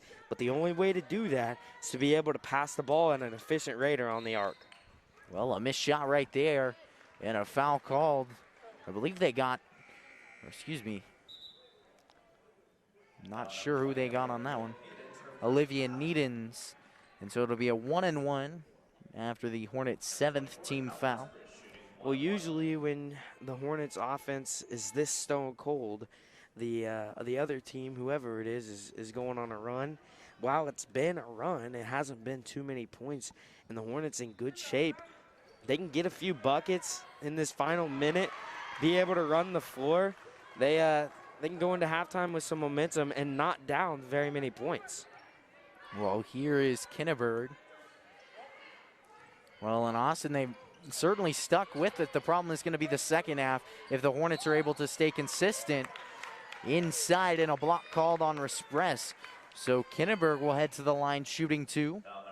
Well, Caleb, that offense right there was exactly what the Hornets needed to do. Rachel Edwards, she got the pass and quickly found Eldridge on the cut in the middle of the block. And then Eldridge was double teamed, which in a zone defense, if you're double teamed, that means somebody else is open, and really in any defense, but in a zone especially. And it was Kinneberg who had the opportunity. Just got to convert on those free throws.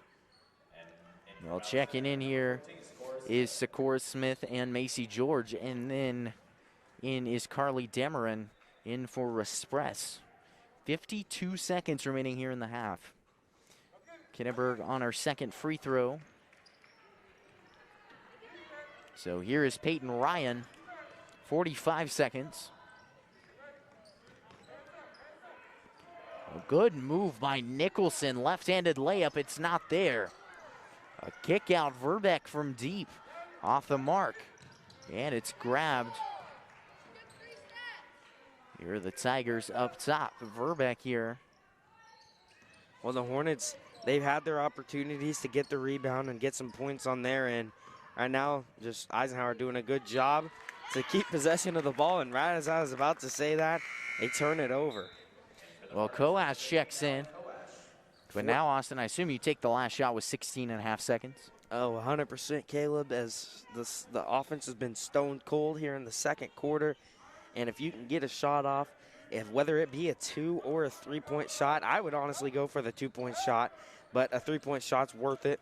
The Hornets just got to take care of the ball and try to finish this quarter outright. Well, inside after a turnover and an and-one opportunity coming from Peyton Ryan. In transition and a loose ball, Tigers find it, and they'll go up 6, possibly 7 after this Ryan free throw. 1.4 seconds remaining in the first half.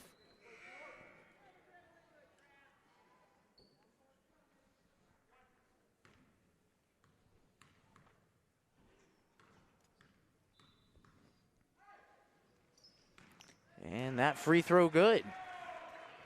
So 1.4 seconds, and that is going to do it for the first half here at Goddard Eisenhower High School. 17-10, your score. And we will see you back here at Hornet Studios in 10 minutes for the second half. Stay tuned, Austin. Looks to be a good game.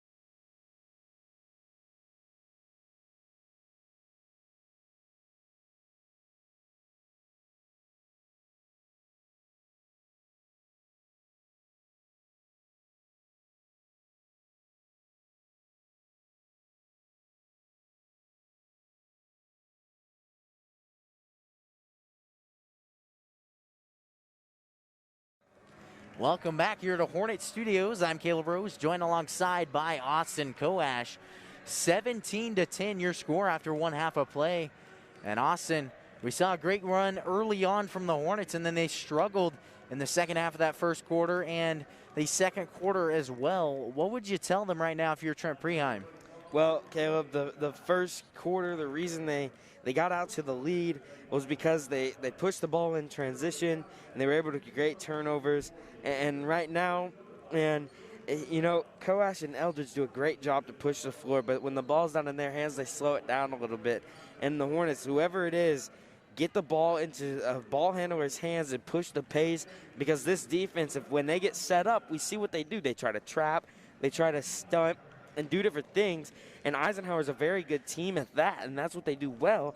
And that's why they're a very good team, because on the other end, they can either score quickly from behind the arc, which we haven't seen them do tonight, which is a very good thing for the Hornets, only scoring 10 points and down 7. That's good to see. But Hornets, their defense was almost, 17 points by this Eisenhower team in a half. That should help the Hornets win a game. Now, the offense, do not become stagnant. They played too much behind the arc, passing and stuff like that in that second quarter. That's why they only scored 2 points, Caleb. They, in this third quarter, come out, use your defense to create your offense. They don't have to shoot three-pointers. They don't have to swing the ball around the arc multiple times. Use your defense to create your offense for the Hornets. Well, Austin, looking at this Eisenhower Tigers team early, they had that stagnant offense that you talked about, a 7-0 run by the Hornets, and then finished off the quarter 8-1 was the score. What do they need to keep up here in this second half if they want to find themselves with a homecoming victory? Well, it's homecoming, like you mentioned. They want this victory. They want it in this third quarter and fourth quarter. The third quarter is what they came out and against the first matchup, they came out and they destroyed the Hornets. So they did it. They do a good job of using their strength in the inside and then creating opportunities on the outside. And if they can just hit some of those threes that they were missing, then it's a scary sight for Hornet fans.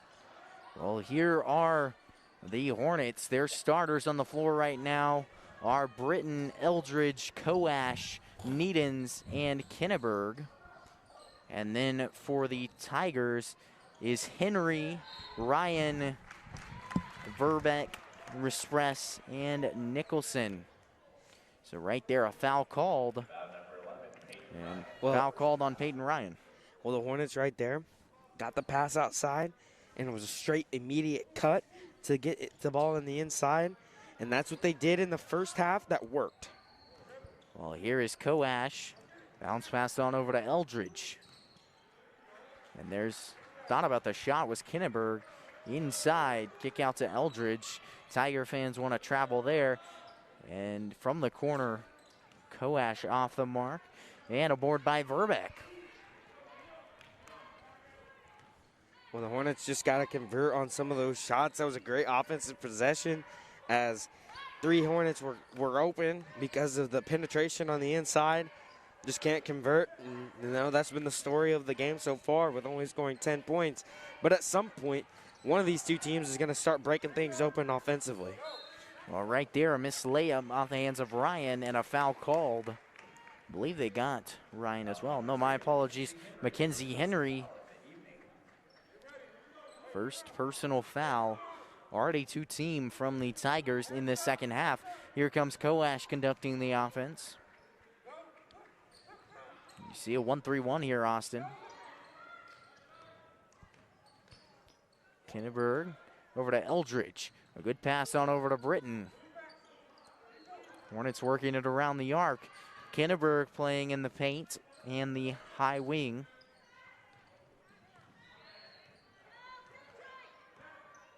Hornets they're gonna run a different offense. They're gonna try to set screens, but somebody's got to penetrate to the inside. And a good floater there by Ali Koash. Well, I think the most valuable shot in high school basketball, Caleb, and I think you've said it before, is a 15-foot jump shot, 10-foot jump shot, and anything but threes and layups, because threes and layups are what you see all the time. But if you can develop a jump shot, a float shot, a floater, then that's when you become a special player. And right there, Coash did a good job. And I'd like to see some other players like Eldridge start to knock down some of those shots like she did early on in the year. Well, a few effort plays there by the Tigers to save the ball, and out of bounds called. Well, Nicholson, she hasn't had the scoring night. She always does. But she was on the right side of the court, the bottom of your screen, and then she ran all the way around. The ball hit the backboard and went all the way to the other side of the court, and she was there to save it. That right there is the want to win because she's a senior. It's her homecoming senior night, or senior homecoming, excuse me. So she's out here to win it for the Tigers. Well, a double dribble called on Hallie Britton. But Austin, here are the Tigers, and there is no joke that they are 11-4, and it shows. We talked about not only their talent, but their effort plays showed on the last possession. It's Verbeck from deep, not there, on a board by Eldridge. Here comes Eldridge in transition over to Britton, and caught by Needens. Kinneberg working inside. Needens a jumper and off the mark. An effort play and a tip in by Kinneberg to save it. Coash on over to Needens, who thought about the three. A good cut there by Anna Eldridge, and she is off the mark there. Foul on the floor, and Kinneberg will inbound. Right there, 2 shots didn't go in, but 3 great hustle plays by the Hornets to keep possession. And it started with the save by Kinneberg, and then went underneath, got the rebound right there. If Nicholson can do it, the Hornets say I can too. They're doing a great job.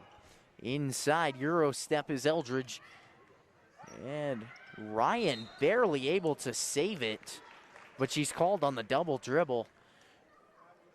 She was mere centimeters away from the baseline, but is called on a double dribble there. Baseline inbound to come from Coash. Well, the Hornets, they're having their opportunities. They get their opportunities. Just have to convert. And a floater from Kinneberg, and there is that floater you talked about, Austin. 3 points separates these teams, and the script has been flipped here in the third quarter in favor of the Hornets. This is how Valley Center came out to start the first quarter, and they've done a good job so far. They just got to keep it up. Game's nowhere near over, and they still got to work. They got work to do, gaining 3 points. Inside is Verbeck, a block from behind, and it's taken away by Coash. She'll push it in transition. Here's that aggressive play you talked about from Coash, and a 3-point shot. Tie ball game. It's Hallie Britton. Well, the Hornets, you can totally tell a difference when they play fast. When they play fast, they're in control of the pace. They shoot threes. They may miss them, but they may get rebounds. Right there, just a knockdown electric shot from Britton. And matching it on the other side, Kennedy Nicholson. What a shot. Well, she was bound to score at some point in this game. Her first points, and from NBA range for her. Well, here are the Hornets trying to match that, and that's tough to match, a momentum-shifting play. And then you go down here, not in transition. It's tough to create some energy here, Austin. Well, you never want to get into a 3-point shooting battle with this team, so Valley Center got to get the ball on the inside and try to figure out a way to score the basketball without just shooting threes. Well, a missed shot there from Britton. Here comes Nicholson, and the Tigers set up. A long shot from Nicholson, and a lucky bounce. Kennedy Nicholson knocks down a shot from deep. Well, Coash has been guarding Nicholson the whole game, and then right there, it was Needens, and she just doesn't know how good of a shooter that Nicholson is.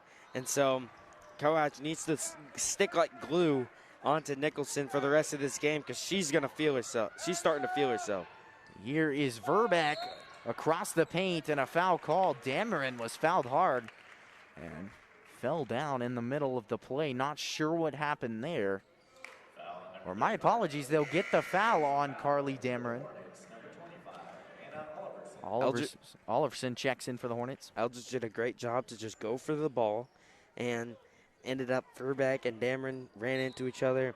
That's going to happen in basketball, but Eldridge the reason the foul was called was because she was hustling to the ball, and she was there first. Well, a takeaway by Nicholson. One-on-one, and a left-handed layup is through. Well, here's this run from the Tigers. Koash on over to Eldridge. Hornets trying to stay high-paced. Inside to Kinneberg, left-handed drive. Not there. A putback from Oliverson. And a needed timeout, a full timeout by the Valley Center Hornets. And we will see you back here at Hornet Studios in just a minute. To Valley Center, a beautiful, friendly community just 9 miles north of downtown Wichita. Come discover Valley Center and take a walk through historic downtown. Check out unique restaurants, shop at locally owned businesses, or play around at Valley Point Golf Course. Valley Center is building on its proud heritage while welcoming new ideas, new businesses, and new families. Valley Center will exceed your expectations. Discover Valley Center, an incredible place to call home. Welcome back here. An Eisenhower run puts them ahead by 6 here after the Hornets were close to tying it just a mere 2 or 3 minutes ago. Austin, what would you credit this run to from Eisenhower? Well, it's not really been an Eisenhower run. It's been a Kennedy Nicholson run. She has 7 points. The ball game was tied at 17, and she scored 7 straight. And now we're here, but this Hornets team, the biggest key to the game right now is, she scored 8 straight. Sorry, my math was incorrect right there. But she had 2 threes and a layup. But this Hornets team, all they need to do at this point is keep playing the solid defense. But Koash, number 15 versus number 25, it's been the matchup all night. They're going to try to get Nicholson the whole night to shoot threes. Koash has to stick on her like glue. Well, right there, as we're talking about it, Nicholson does not have a stop button on her three-point shooting. Continues to show that. It's Oliverson outside. Post entry. Here's Kinneberg. What a move by Kinneberg, and has the bucket. Well, the Hornets, they can score all they want, but they got to stop Nicholson in this Eisenhower offense because threes are worth more than twos right now, and it's still a 7-point ball game. Well, here is Verbeck. And the Hornets still sticking with their man, and certainly a good call. It's worked out for most of the season, but a good cut by Nicholson, and she's off the mark on the layup. Eldridge, a push ahead to Britton in transition, rolls in. Right there, like I said, the Hornets, they love playing in transition. They don't do it enough, but if they can start doing it, they're going to be a successful team in the late going. And right now, down 5 points, Koash just has to guard Nicholson at this point. Well, here are the Tigers. A takeaway by Eldridge, all alone, and has the layup to go. 3 points now separate these teams when just a moment ago it was 10. And then Eldridge, it's just the effort, Caleb. It's just the effort. And when the fans get involved, this is why we fought for fans at the beginning of the year, because when the parents and fans, there may not be a ton of them, but when they're involved, this energy gets high. Reminder, it was only 17-10 in the first half. Now in this quarter, it's been a little bit high pace, a higher scoring, especially in the last 3 minutes here. Well, here are the Tigers. A deep shot from 3. Verbeck is able to knock it down. Well, she had 26 in the last game, all off 3-point shots. Here's Koash pushing it ahead to Britton from deep. And that is going to do it for the third quarter. 31-25 continues to be a thriller. Tune back in here at Hornet Studios to see a strong finish from both squads.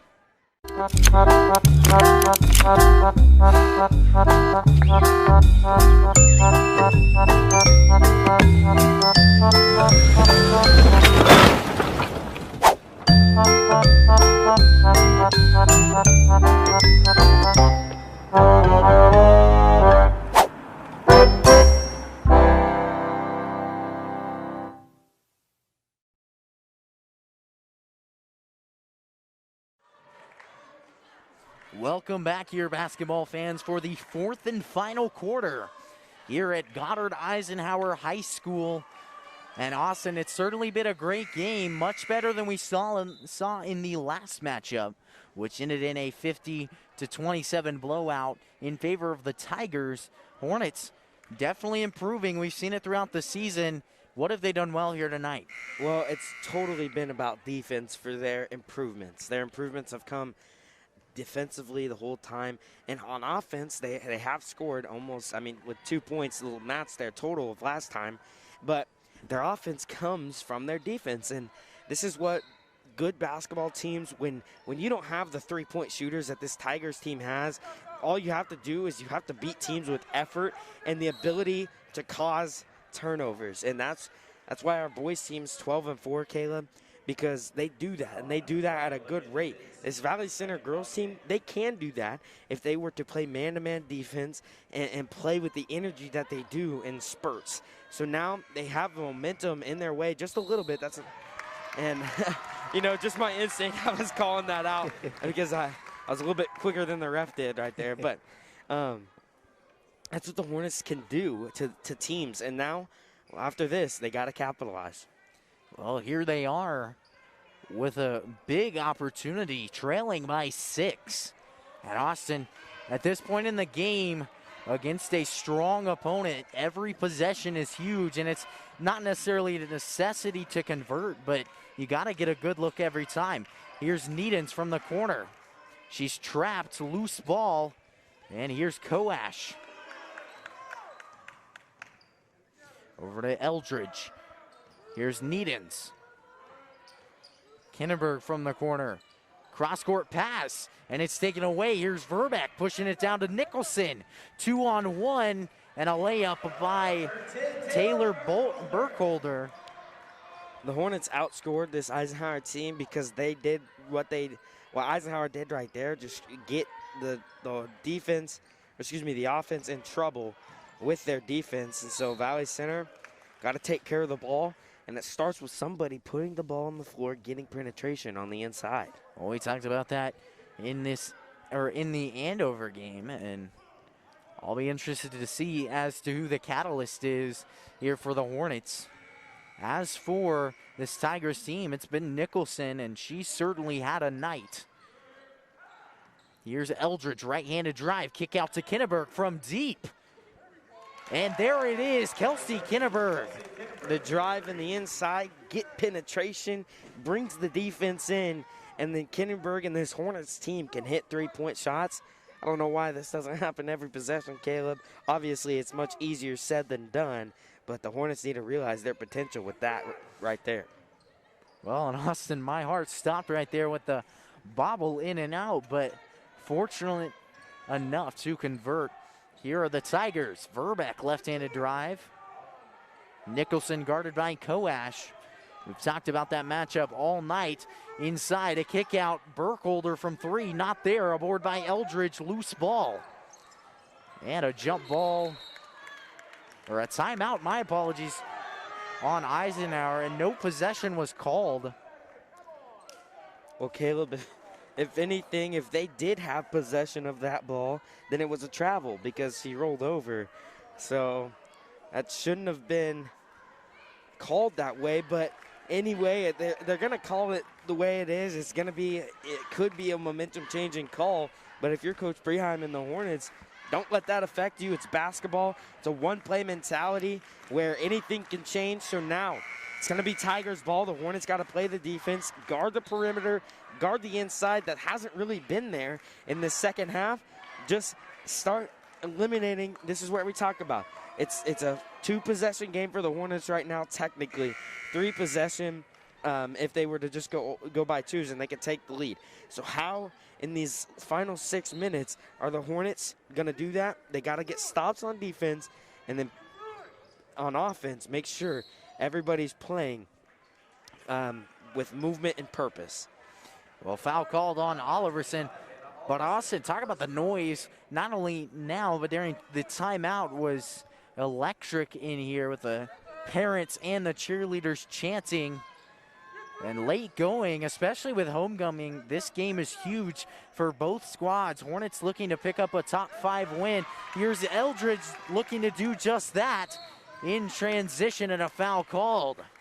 Well, Caleb, it's going to come down to crunch time, and we love these type of games. We've had a lot of these lately, haven't we, Caleb? And your heart kind of stops at this point, but there's a ton of time left. Either team can pull away and pull away big, so both teams got to take care of the ball. Well, here is Needens, a takeaway by Nicholson. In transition, Peyton Ryan, a bounce pass ahead, and it's Burkholder who has the bucket. Okay, the Hornets need somebody with the capability to drive in and be able to hit shots and create opportunities for their teammates like Nicholson's been doing. Coash or somebody's got to put the ball on the floor. Well, here is Nicholson putting the ball on the floor, and then the hoop. A needed timeout by the Valley Center Hornets, and we will see you back here in just a minute.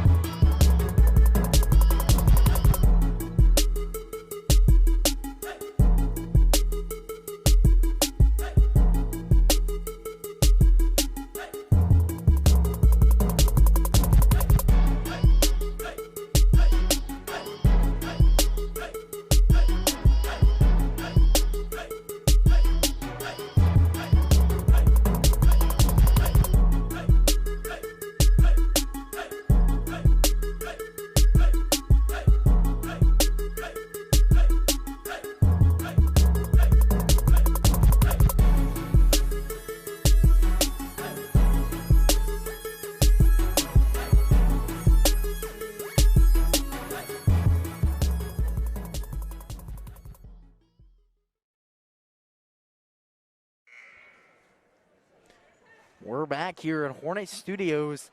37-28 your score. 5 minutes remaining in this contest. And every possession is huge. The Tigers coming out in a press. But Austin, what do you have to say about this game? Well, I said it. Both teams can put together a run, and it's going to be whoever takes care of the ball better. Right now, the Hornets turning the ball over, and Eisenhower can go on a run. 5 minutes is a ton of time in the game of basketball. Even 2 minutes is a lot of time with only a 9-point ball game. So Valley Center got to play that defense. They played all game long, and then on offense, take care of it. Well, Dameron back in for the first time in a while. A shot off the mark and a jump ball called. Possession arrow in favor of the Hornets. And Austin, right here, how do you break the press? Well, the ball has to get into either swing the ball or find the ball in the middle, and that right there is how you break it, Caleb, right on cue. Well, it's Eldridge inside, has the bucket. The jump shot, Caleb, I told you earlier that it's a valuable shot. Anna Eldridge perfects her craft from that 10-foot range. She's done it all season. She knocks it down. That's a big shot for the Hornets. Well, here are the Tigers. And 7 points is the difference right here. Ryan looking to drive inside. A Euro step, but a travel called on Peyton Ryan. Needens checks in here for the Hornets. Heading to the bench is Anna Oliverson. Hornets going to run a new press break. The Tigers, it looks like they're going to back off. But this press break is huge for the Hornets. Somebody's got to take care of the ball. Coas has done a good job. She found Anna Eldridge on the last possession. Now it comes down to crunch time and who wants it more. And the biggest part about who wants it more is to make the decisions that need to be made on the court. One decision can cost a whole team. Well, right there, off the mark from Kinneberg, an offensive board and knocked away. A foul called on Kinneberg in transition. And Eldridge down there trying to draw the foul inside. Unfortunately, didn't work out. Macy George checks in. And heading to the bench is Eldridge. Still Kinneberg's first personal of the night. So here's the Hornets man defense. Nicholson and Koash has been the key matchup. Here's Verbeck, guarded by Kinneberg. Well, the Tigers, we said it before, the stall game never works in high school basketball, and the Tigers looking like they want to stall a little bit. Not a lot of fouls have been called. The Hornets only committed 4 fouls. I think if they haven't changed it yet, it might be the 5th foul. So it will be the 4. So the Hornets have only committed 4 fouls. They have a couple more to give in the late going if they want this Eisenhower team to shoot free throws. So it'd be smart to get some of those fouls drawn here in the next minute or so. So when under a minute comes and the Hornets may get a little bit closer, they have the opportunity to capitalize on missed free throws from this Eisenhower team. Well, inside is Koash. She's off the mark there. And on the other side, it was Carly Dameron.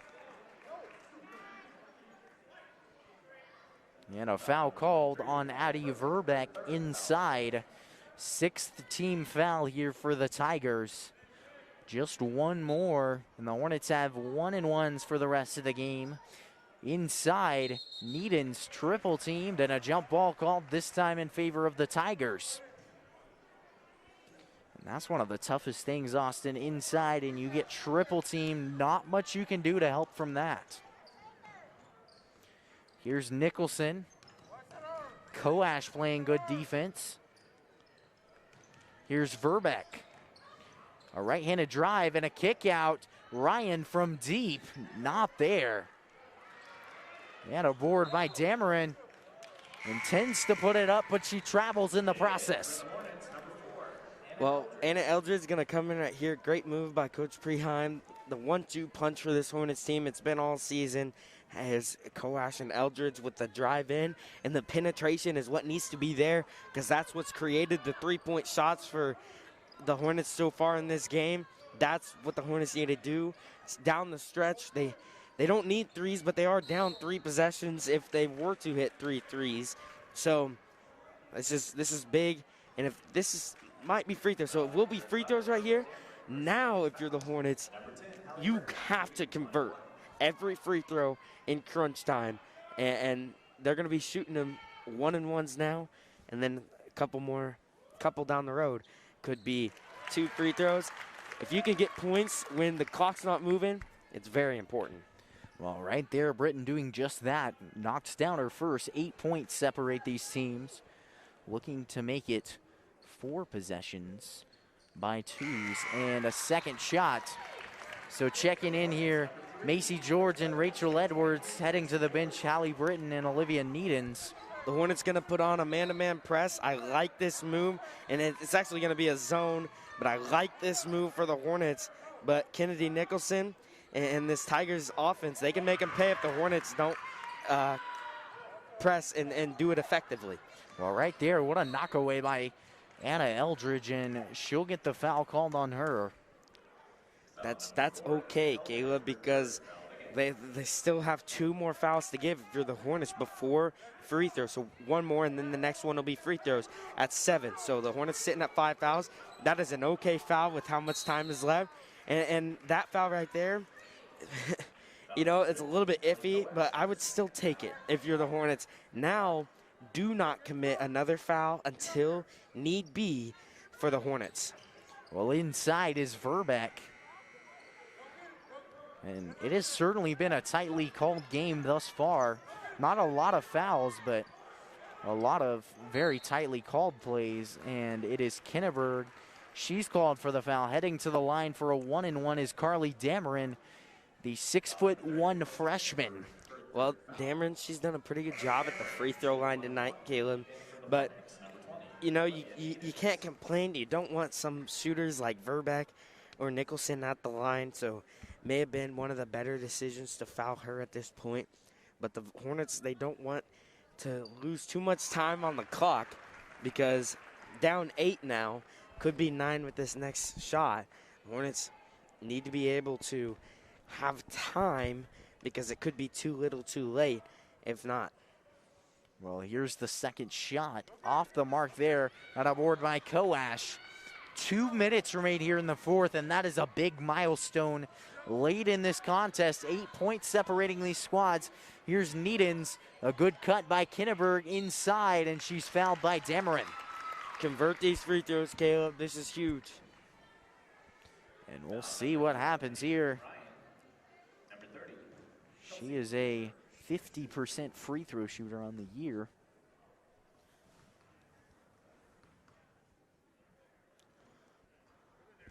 And off the mark there. And that's okay, because even with this next free throw, it's still a 7-point ball game.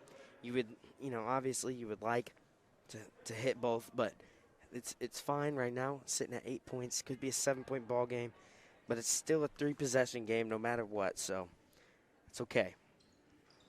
Well, second shot off the mark, aboard by Dameron.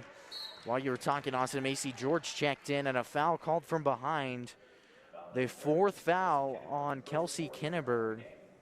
And that is big, Austin, in the late going. 1:47 remaining. But, Austin, we can't talk about enough the fight that the Hornets have in them. And it's certainly been a solid fourth quarter, my apologies. But they've certainly put up a fight against a very talented squad. We'll see if they can convert here in the late going. The first shot of a 1-and-1 is made by Peyton Ryan. Well, this Tigers team, they don't miss too many free throws, Caleb. We saw it last time. I believe last time the Hornets played them, they actually went perfect from the line. So tonight, it's not 100% there, but push the pace like the Hornets are doing and try to score quickly. Well, a good push ahead by Eldridge, and the Hornets certainly looking to push the pace. Here's Eldridge. Back out to Kinneberg, step aside, and it's over to Koash. A crafty catch, 1:30 remaining. Inside, there's that floater you talked about. This time it's off the mark, an offensive board. Here's Eldridge. A layup, not there, and a board by Dameron. A foul called on Kinneberg, her 5th and final foul of the night. And Austin, a tough process there by the Hornets. Plenty of offensive rebounds, but struggled to convert right there. Well, that's kind of the story of the Hornets have played 2 really good quarters tonight, but then the second quarter and the fourth quarter gets a little bit away, and when shots aren't falling. But Valley Center, they put up a good fight to this point. Game's not over. 1 minute and 18 seconds to score 10 points. You don't see it too often, but it could happen. But this Eisenhower team, they're a very good team. They're going to move to 12-4 for a reason. So if they were to by Edwards. For the Tigers, they'll move on a takeaway or go to Goddard and play them. Off the mark there from George. And then from there, they'll take on Arc City. And the Hornets moving to 7-10. A foul called. Well, this was a test for the Hornets, but if they can lose by, if they can get this game a little bit closer, morally or on the record, it doesn't really affect it, but morally and with this team, they can be a little bit more proud of themselves if they lose by less than 10 in this game, especially with how good this Tigers team is.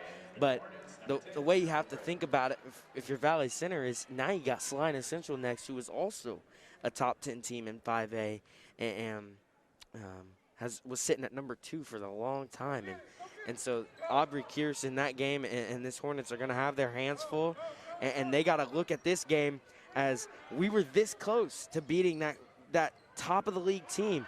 Now we have to put it all together, make some shots, and be able to go beat the Salina Central team. What a shot by Taylor Burkholder. And then the scariest thing, Austin, after Salina Central, they have to take on Andover Central. And that's going to be a much tougher matchup. Hornets a little warmed up here with this matchup, but we'll see what happens in games to come. Well, Caleb, this is a matchup that it's a great team, but Andover Central, they're still undefeated. So they're the bigger juggernaut that this Hornets team has to face, and picking up a win against Andover Andover Central, and then maybe Andover, excuse me. And in the long run, when it comes to sub-state and playoffs, like I said, this Hornets team, if they can pick up just 2 wins, it helps them tremendously. Well, here is Koash out to Edwards. And not there. Hornets still not lacking effort in the late going. Eldridge off the mark there. And a takeaway by Nicholson.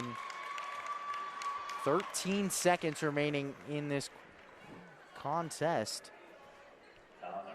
Well, Caleb, there's a lot of bad blood between these 2 teams, that girls and boys right there. Nicholson stared Needens down after intentional foul.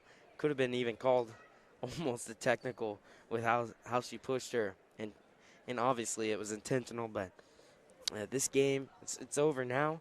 But if you want to watch some good high-paced basketball, this game was fun to watch. But Caleb, look at the crowd. I know some of them will leave, but this is just, it's starting to feel like things are getting a little bit back to normal. And this next game, if you're a Hornet fan or if you're just a basketball fan, the Hornets are going to take on this boys Eisenhower team. And when we talk about bad blood between 2 teams, I mean, Valley Center just a year ago beat this Eisenhower team in sub-state and stormed the court on the eye of the Tiger. And so I'm excited for that one, Caleb, but the Hornets, they dropped this one. You can't hold your head down too low after this one. Keep your head high. Well, in the final 5 seconds of this matchup, great show put on by both squads. But coming out victorious here with a final score of 47-32 is the Eisenhower Tigers. As you mentioned, it will be the men's matchup coming up. Not sure how long. It will be 20 minutes after Eisenhower's homecoming. But stay tuned here at Hornet Studios for that matchup. I'm Caleb Rose, joined alongside by Austin Koash, and we will see you back here in about half an hour.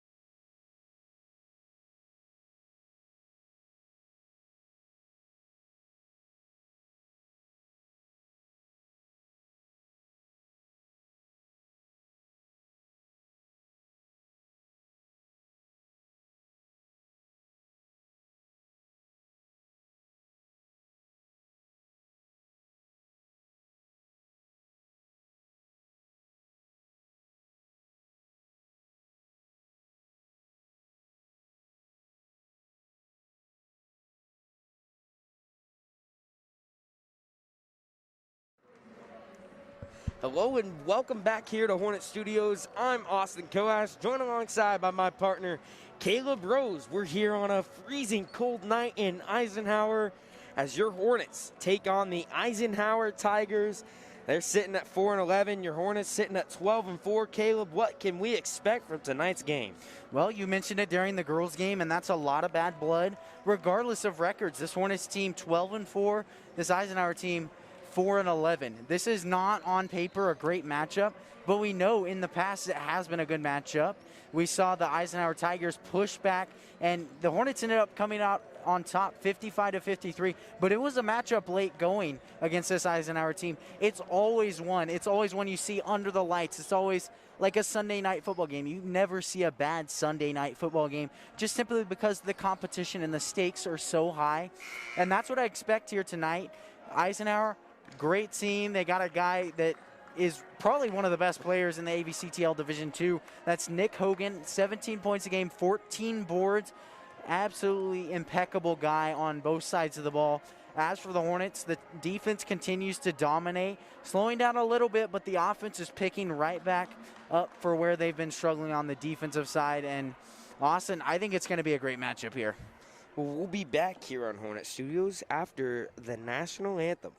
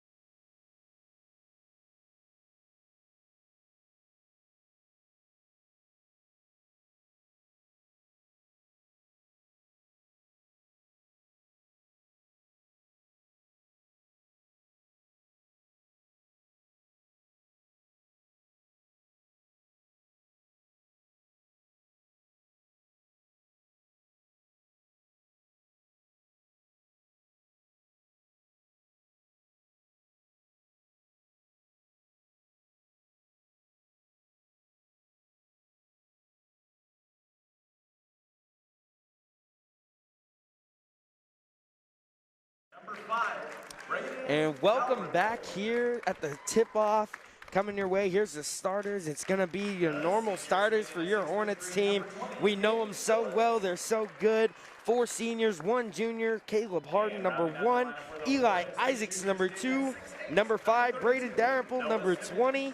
Gabe Phillips. And the big man on the inside, number 32, Noah Simmons. Well, this Hornets team, what do they need to do to start out quickly, Caleb? Well, I would say play well on defense. I talked about the aggressiveness that they played with against Arc City. That's how they succeeded on the defensive side. That transitioned right into the offensive side. Well, for the Eisenhower Tigers, 4-11, number 3, Tyler Roth, going to be the first senior starter.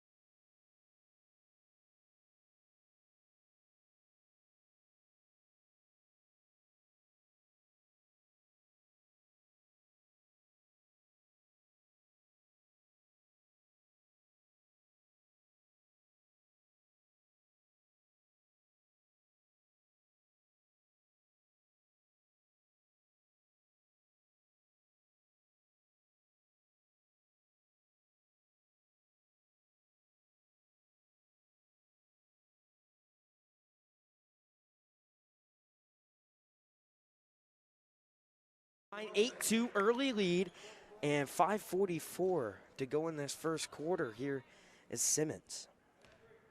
We apologize about the technical difficulties right there. Yeah, Caleb, and it's not really an excuse, but Dominic Santiago, our producer, he's not here tonight, so bear with us. If there's any problems, make sure to let us know. Here's Isaacs and the Hornets on defense. He almost got the steal, but Tyler Roth with it. He's at the top of the key.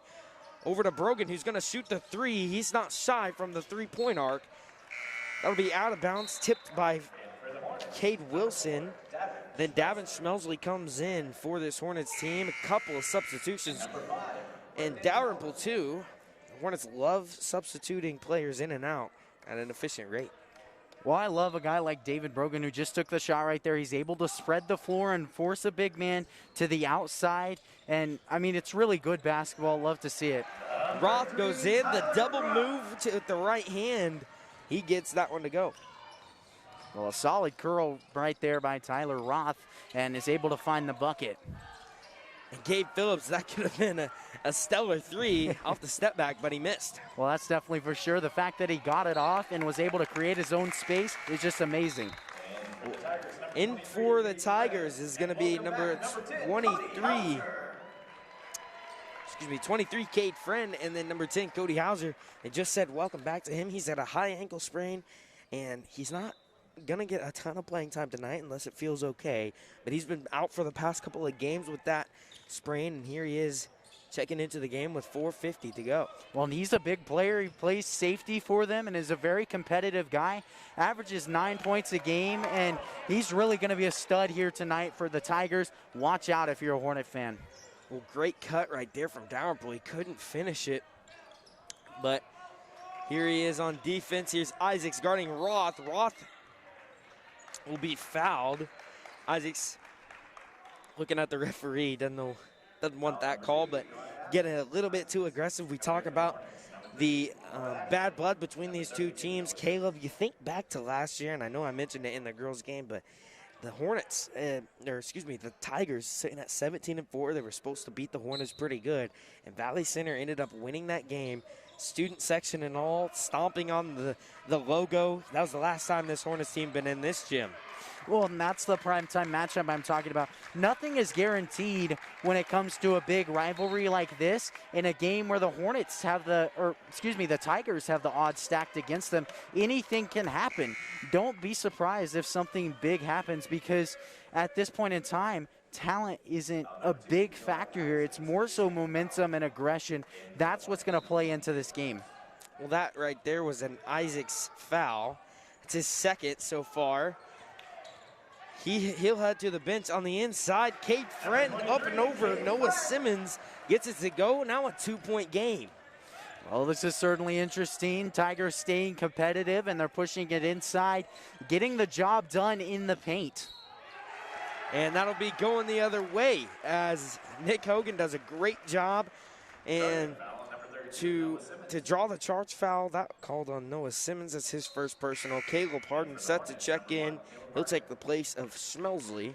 Halfway through this first quarter, 8-6 your score. Well, that right there is an accumulation of 3 years on the varsity floor, and Nick Hogan continues to show his experience not only by scoring and rebounding, but by plays like that. And Hogan will be double teamed by the Hornets. Good job right there by Dalrymple to know the situation. Here's Hauser, guarded by Simmons. He makes a move, air ball on the shot.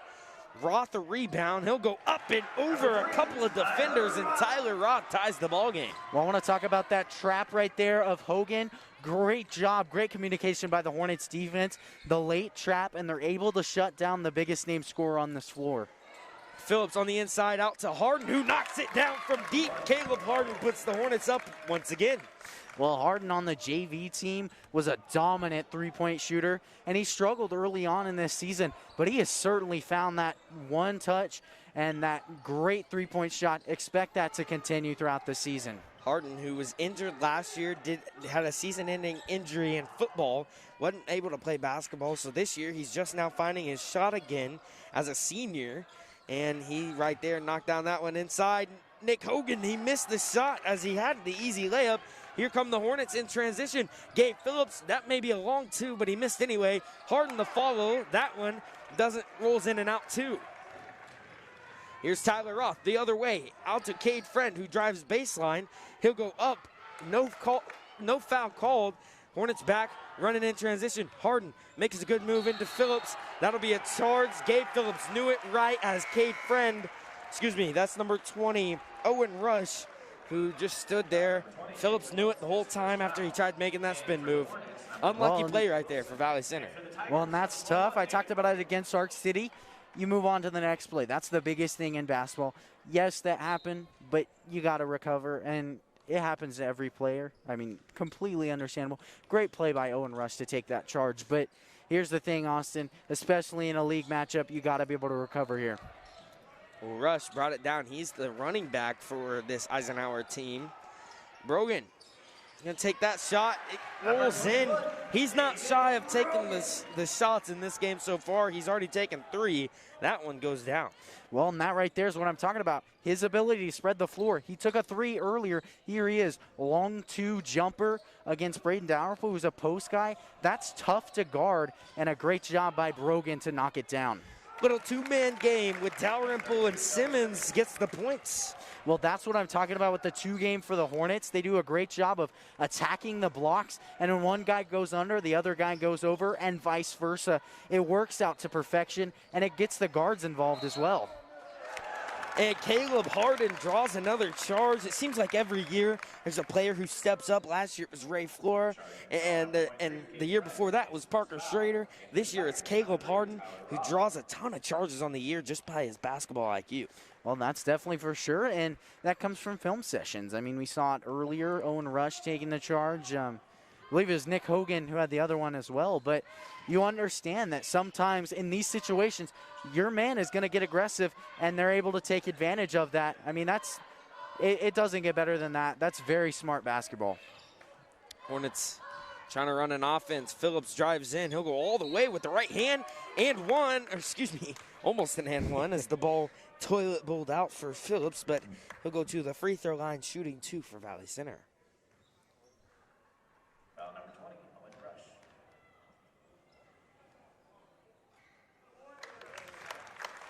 And Phillips continues to dominate at the charity stripe. He's shooting a whopping 81% continually through the season, and that has been big for the Hornets. Knocks down that second free throw by Phillips. And he knocked down both of his, so into the game right there was Schmelsley. Reminder, Isaacs, who's sitting on the bench right now, has 2 fouls for this Hornets team. Well, Schmelsley just checked in, as you mentioned, and then guys like Owen Rush and Parker Dameron on Eisenhower's team. These role players are going to be the deciding factor tonight. Sure, there's some studs on both squads, but people being able to step up when it's needed most is going to be the biggest impact. Here's Roth trying to work against Harden now. Phillips and the Hornets try to guard Nick Hogan, but he goes in. That'll be a foul called. Cade Wilson did his best to get over there, but when you got a big Nick Hogan against Wilson on the inside, well, it kind of goes either way, but it's really a no-win situation for Wilson right there. Kanoa Ashley comes in after Hogan completes the 3-point play to bring it within 2. Well, and Austin, that's one of those things, as you said. I mean, it can go either way, like the step up there by Cade Wilson. As I talked about, one of those role players, and unfortunately, call doesn't go his way, but that shouldn't stop him next time from trying to make the same play. Number 4, Spencer Russell came in moments ago for this Tigers team. It was Ashley who drove baseline. He got it out to Phillips, and the Hornets going to try to take the last shot of the first quarter. 15 seconds to go.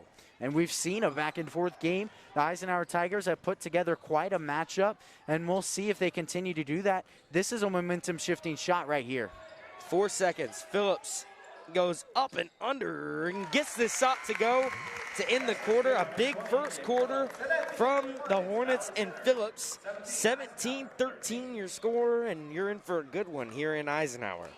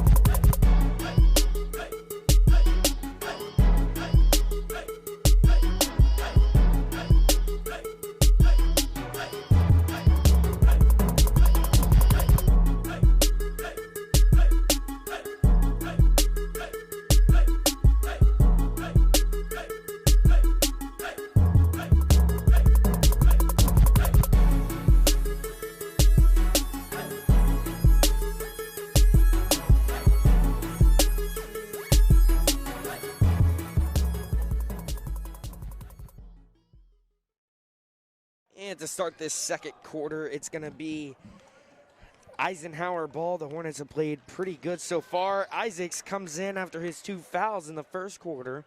Almost got a steal right there. That's that defensive impact from Eli Isaacs. Well, and definitely, and we talked about how it's been an aggressive game, a defensive matchup, but it really hasn't. Look at the scoreboard, 15-13. It's been about an average game. My biggest thing for the Hornets would be protect the paint, because the way that the Tigers have been able to put it inside, give it to guys like Nick Hogan, David Brogan, they've been able to get it done inside. That's going to be my biggest thing here in the second quarter. Raw takes a 3. That one off the mark. Hornets going down the floor fast. Isaacs will slow it down. He'll find Phillips, who's going to take a long-range 3. That one off the back iron. And then Harden tried to get the rebound.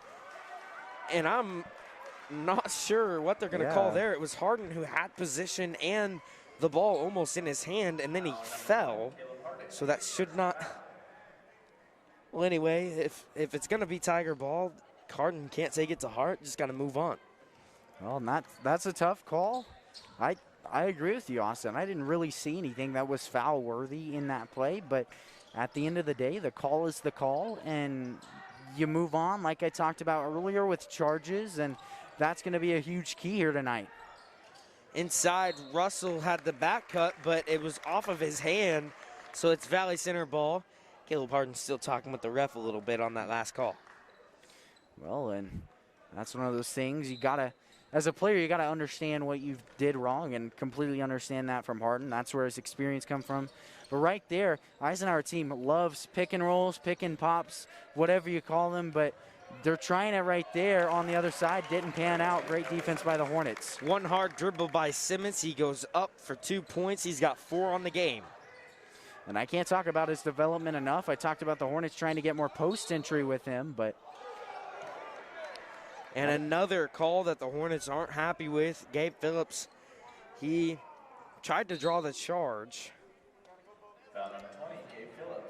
And that's the second foul called on Phillips. 17 fouls called on the Hornets so far. And Hogan is at the line shooting a 1-and-1. Well, these are the plays that can honestly decide the game. I think we've seen a few here and there from both teams. I would argue that Valley Center's had the tougher of the calls, but at the end of the day, that's going to be the biggest thing. And it can be very impactful in a game, not only in the actual game, but the mental standpoint of the game.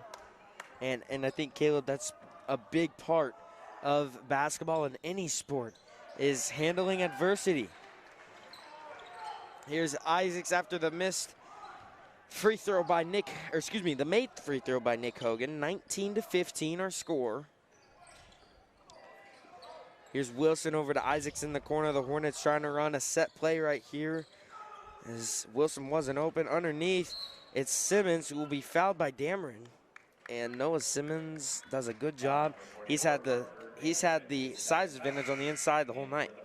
Well, that's the thing, Austin. I talked about the role players. Dameron's one of those role players, just starting to find his role as a starter, but he's not as experienced on this varsity floor as Simmons is. And if the Hornets are able to get good post entry, I think this will be interesting. What a move by Isaacs, but he missed on the floater. Simmons can't hang on to it. That'll be a timeout. Timeout called by the Hornets as they want to keep possession of it. We'll be back with 6:11 left in the second quarter here in a moment. Parents' biggest worries is letting their teen get behind the wheel of a vehicle. That's why getting professional, personal instruction is so important. The Wichita Driving School is licensed by the state of Kansas and offers the most classes per month of any driving school. With the most students trained in Wichita last year, it's obvious students and parents like Wichita Driving School for the convenience and professional one-on-one instruction. Wichita Driving School, where you're driven to be the best. And back here, with 6:11 left in the second quarter. Caleb, it's been a back-and-forth game. We knew it was going to be a dogfight. What's your take on the game for the Hornets so far? Well, I mean, it's been a solid game. I don't think it's the game they came out in and expected. They expected them to come out and dominate, but that hasn't happened. As a team, you got to recover, and I'd say spread the ball. That's what's been working tonight. That's what worked against Arc City. That would be my biggest solution for the offensive woes, but overall, still been a solid game. Not been a bad performance by any means, but if the Hornets want to get that dominating league win like they expected, they're going to have to turn it up here. A reminder, this Eisenhower team, they may be 4-11, but they took Andover to overtime just like the Hornets did. And then, of course, against the Hornets last time, only a 2-point win. Well, and they had a 5-game losing streak, and then they beat Salina Central, and I think that's been their turning point on their season. And right now, they're putting up quite a fight after that win against Salina Central. It's certainly been a mental block, that losing streak, and I think they've overcame it. Hogan missed the jumper, and then here's Isaacs trying to push the pace. He wants to get the Hornets back on track offensively. He's trying to find something in the corner. Ashley drives in. He's quick, moves, gets it to Dalrymple, back to Harden, who's trying to make a move. He'll go up and over McCartney. He lost it. Ball's on the floor, stays with Valley Center. Harden couldn't get a call right there as he thought he was fouled. Number 20, Gabe Phillips, back into the game. He's been the catalyst offensively for the Hornets so far. Well, and that's definitely for sure. Don't be surprised if there's a set play for him to take a three, but I think it'll be interesting because the Hornets need a catalyst right now. I know they're up by 4, but like I said, they came into this game and expected to dominate it, and that's still the expectation halfway through the second quarter. Set play right here for Dalrymple. He gets that shot to go. That shot's been there all year. No team can seem to find out a way to stop it. Well, and that's simply due to the length that the Hornets have. I don't think any team really, besides Heights, has been able to match their length on the inside. Right there, great job by Harden to get the steal. And a cross-court pass to Isaacs. Tyler Roth did a great job to stop that. Both teams playing their hearts out right now. Well, not right there. You get back in transition. Roth went to the bucket, and then he went out and was able to find his man. Fortunately for him, the ball came to him first. Good move by Simmons. Put the shot up, but he missed. As he was feeling the defense, he didn't want to get that foul called on him, so he didn't go into the paint hard. But he had that soft touch and ended up missing right there. Oh. Friend almost lost it, but he will travel. So the ball's going the other way as Isaacs and Harden put the double team on Cade Friend. Well, I love those double teams, and I know that Coach Unruh does as well. I really can't talk about the aggressiveness enough for this Hornets team. It has been their key to their success on the defensive side this year, and it shows off right there. We talked about it early on the season, but in addition to the coaching staff this year is Coach Brandon Wolf, who was from May South, and this year he's done a great job to coach these guys up on defense. It's his mantra for this Hornets team. Here's Phillips. Well, and just his X's and O's minds is so incredible. It's so interesting to watch him coach, and I learned so much from him day in and day out. And Coach Brandon Wolf has been an incredible guy this year on the Hornets coaching staff. Right there, it was Isaacs who missed the three-point shot. Here he is guarding Roth. Simmons and Isaacs switch. Brogan guarded by Isaacs. A three-point shot by Nick Hogan. He knocks it down. He's money from deep, and he's just an all-around scorer, Caleb. Well, and that's what Eisenhower will do to you. They'll decoy with that pick and roll that I said they love and they've used all season, and then they swing Nick Hogan out there, who has a really quick release and is able to fire off quite a shot there. Right there, Isaacs missed the left-handed layup. Good back cut, though, for the Hornets. That's going to be there.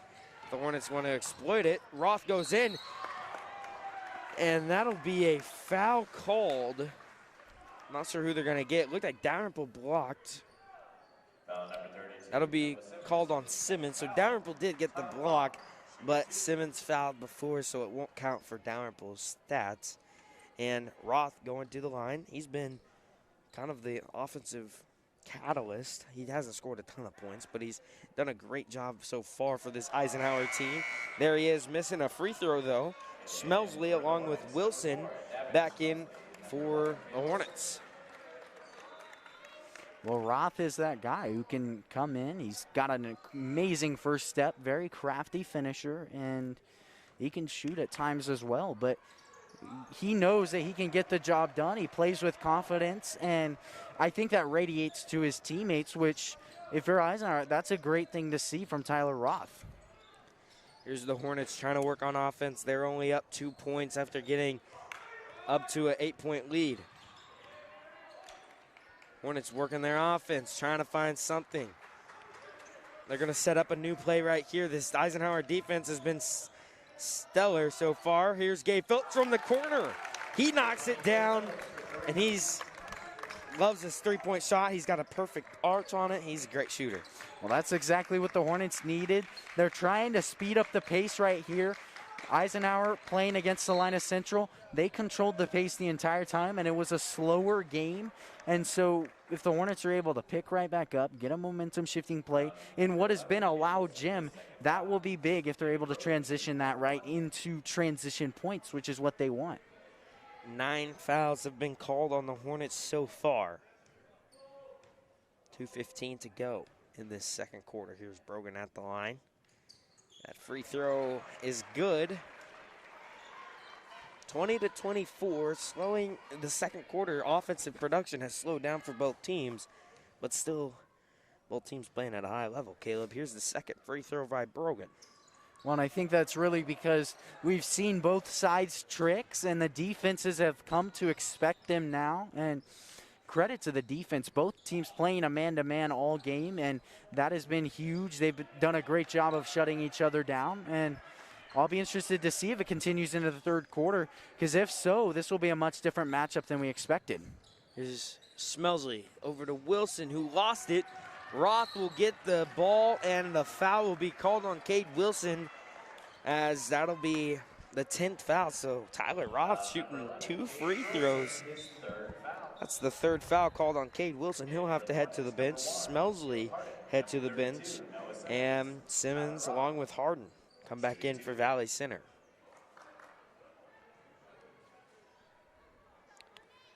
Well, Austin right here said 4-point game, and if I'm Eisenhower, I want to get down the court. I want to get it in the hands of Nick Hogan, and I wouldn't expect him to take a three. He doesn't need to take a three at this point in the game, but right now you're looking to tie it before halftime. That is a huge milestone in this game, and if you're able to do that by putting the ball into the hands of Nick Hogan, I think it will certainly pay off in the long run. Harden knocks it down from deep once again for Caleb Harden.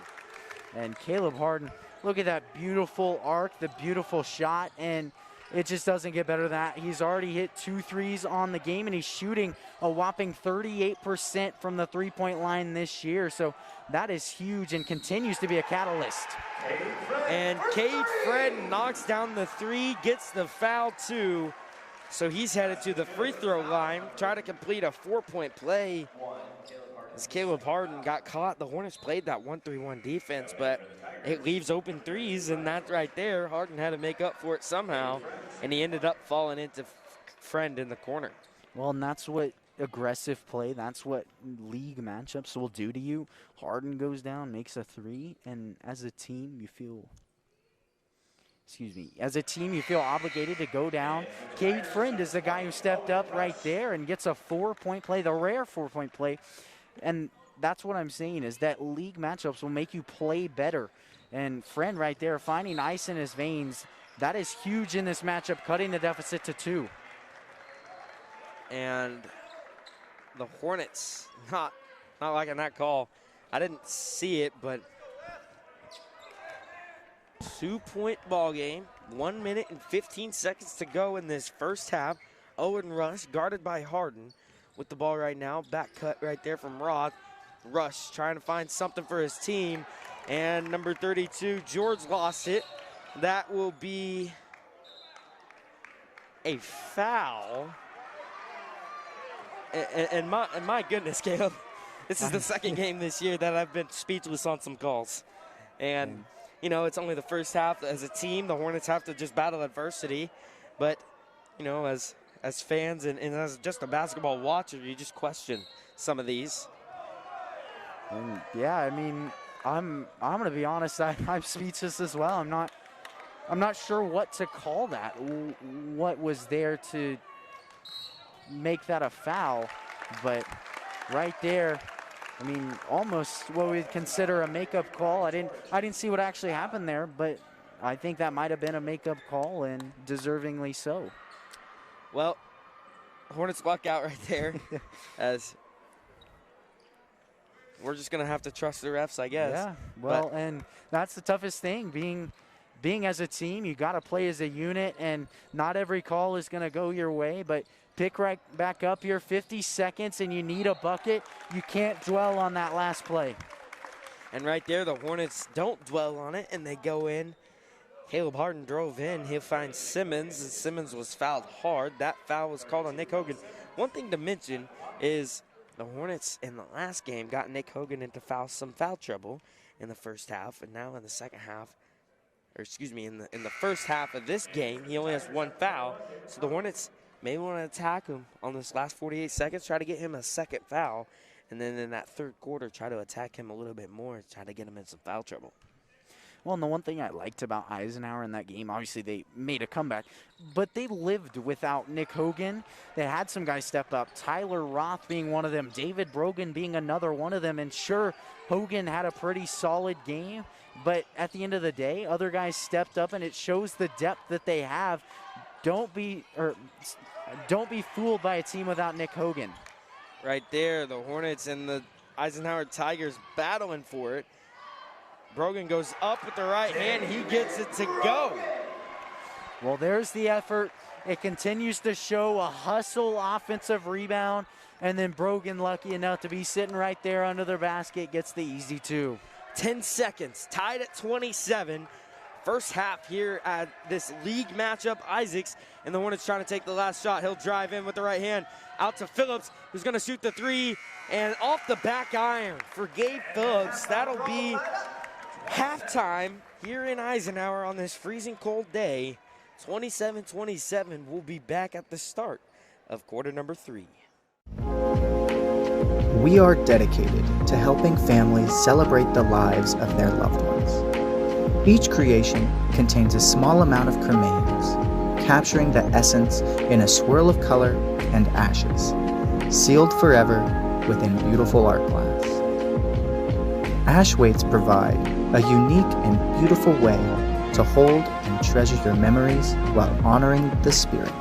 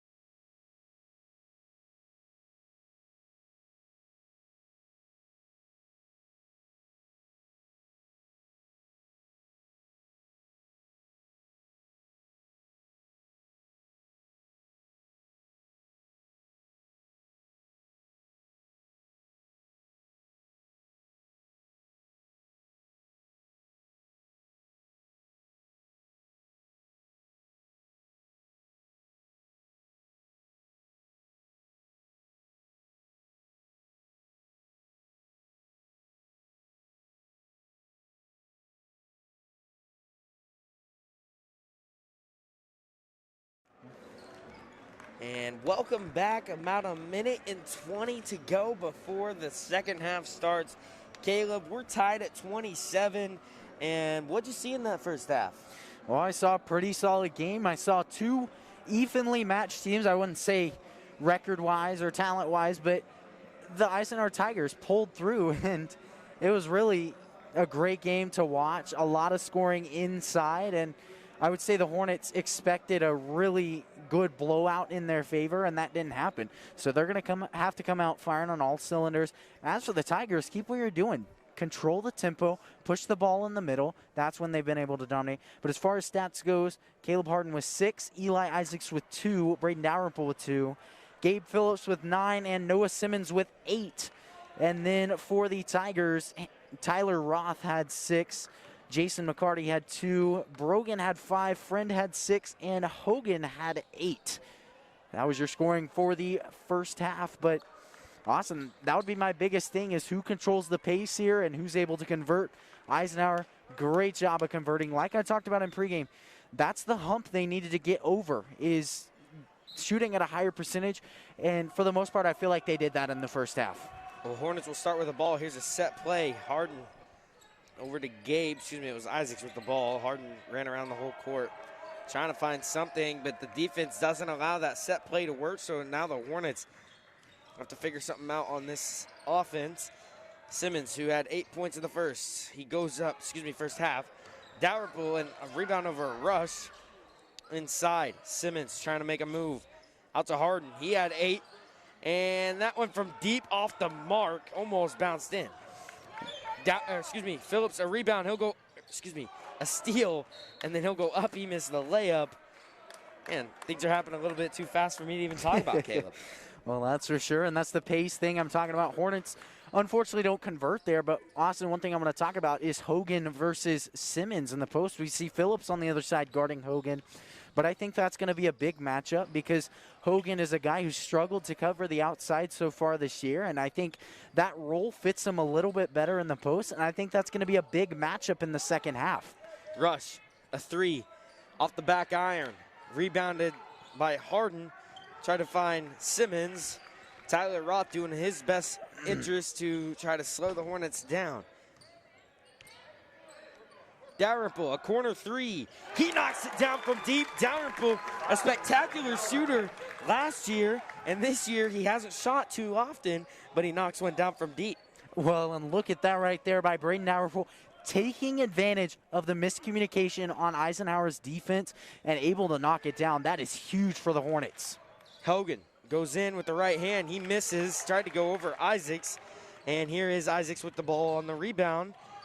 He's making a move. Isaacs will take the jump shot, rolls off the mark, but then Simmons, an offensive board. He flexes on him a little bit as Noah Simmons in the Nick Hogan battle keeps on going. Well, and that's the biggest thing, is when you're succeeding in a rivalry like this, you're doing a good job of flexing on your opponent, and you want to take advantage of the momentum while you have it. Harden almost made the layup. He slid about 10 feet right there into the cameraman, Mike Hogan. But this is Valley Center ball.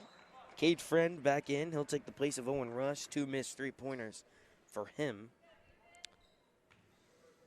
in the third quarter. And here's Isaacs trying to do that set play to Dalrymple. That time it didn't work, as it was too clogged up. Here's Phillips trying to make a move on Brogan.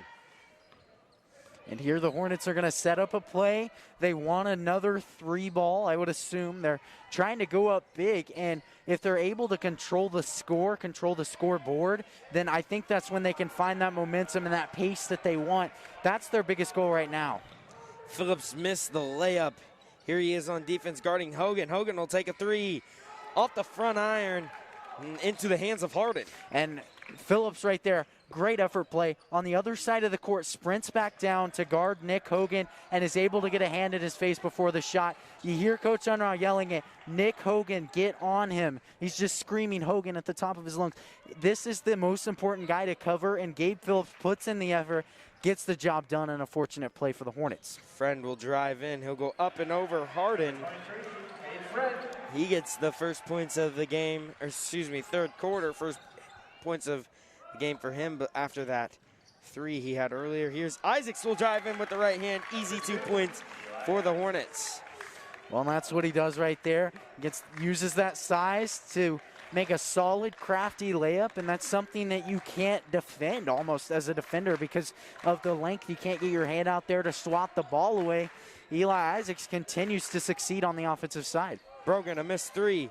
Hogan, a rebound. That'll be a foul called as 2 Hornets were trying to go for the ball, and that was on Dalrymple. That's his first. Here's Ashley and Schmelsley. Well, Austin, only the second foul called here in this second half, and we're halfway through this third quarter, and that is huge. I think at least us here at Hornet Studios, which keep in mind we're biased, but we were quite appalled by some of the calls, and I think the Hornets were too. That's going to be big going on throughout the game. Well, right there, Cade Friend gets the ball in the hoop after a couple of Hornets fell on the rebound attempt. Here's Isaacs with it now. 4 minutes and 5 seconds to go in this third quarter. It's been back and forth all game, but the Hornets have ended up keeping the lead. It's not really been back and forth score, but both teams scoring at an efficient rate.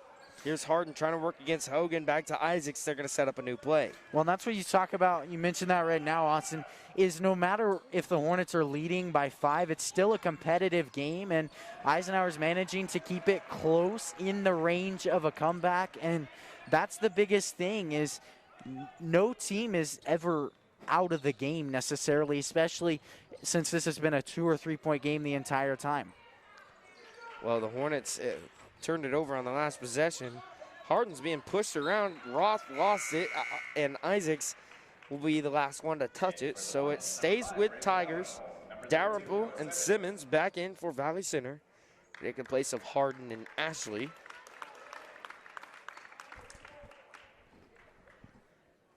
Hardcore man-to-man defense is what this Hornets team has played all game. They're still sticking in it now. No need to change. Well, that's what I'm talking about. Not only are they playing man-to-man defense, but they're continuing to stay aggressive. And I think that's huge is the fact that they're taking a not aggressive defense and making it aggressive. They've really made that iconic here in Valley Center. And that'll be a foul called on Simmons. No, excuse me. It'll be called on Nick Hogan. So finally a call that goes the Hornets' way right there. It was questionable. Crowd clapping in the face of Hogan right there. But well, Hornets will retain possession. We're sitting on the Hornets side here, and I think a lot of Hornet fans expected that to be a call against the Hornets, and we're quite appalled with it. But then Hornets catch a break. Here they are trying to convert. And Isaacs on the missed 3 into the hands of Schmelsley. He uses his length to grab that board. Inside, Simmons. He missed the shot as he was expecting Hogan to foul him. And Hogan did a good job not to foul right there. Isaacs almost got a steal. That should be off of, it will be off of Isaacs. The ball bounced the other way, Caleb. So again, a call that is a head scratcher there. Eli Isaacs, he's laughing about it because, you know, from our perspective, the ball bounced the opposite way, so it shouldn't be off Isaacs.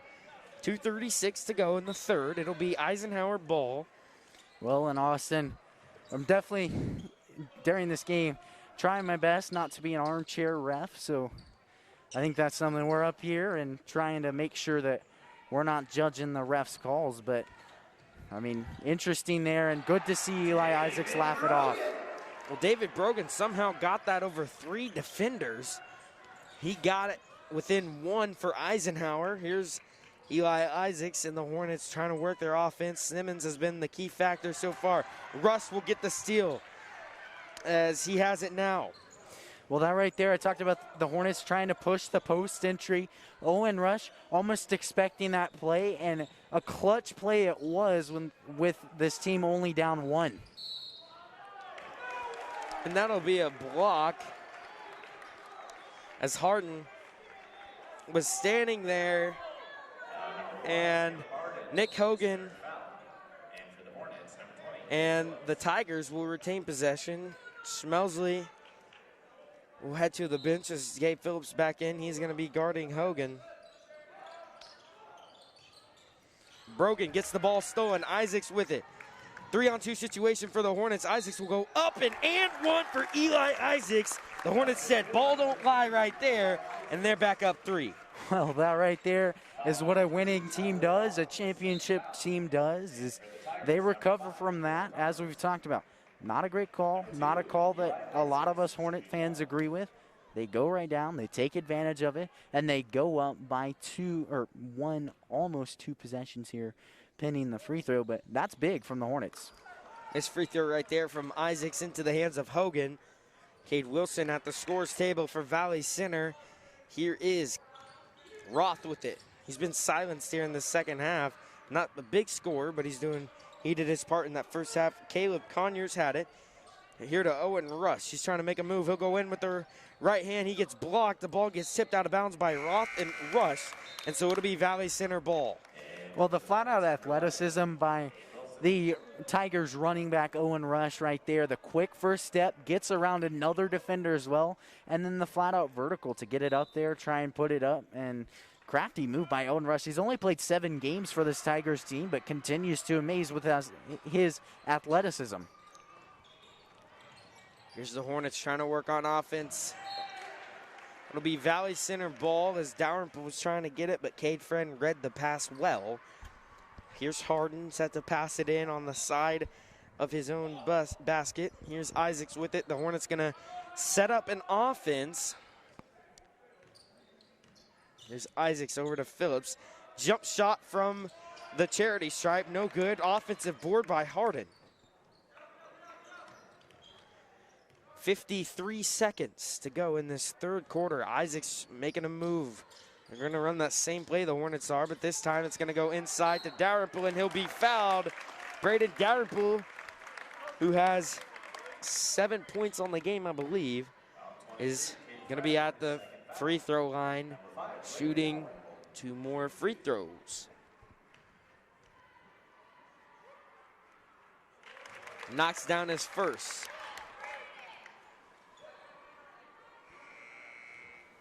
Here's his second as the Hornets are up 4. Well, Austin, I talk about developing scorers. Braden Dalrymple continues to be a role player last year, and there he is getting 1 point, but he's developing on the inside, and he's going to be another post player for the Hornets to add to their arsenal. And right there, Caleb Harden, the ball's on the floor, effort, he dove on it. We've seen him do that a couple times this year. That'll be a timeout called by Coach Unruh. Great timeout for Valley Center. We'll be back in 30 seconds.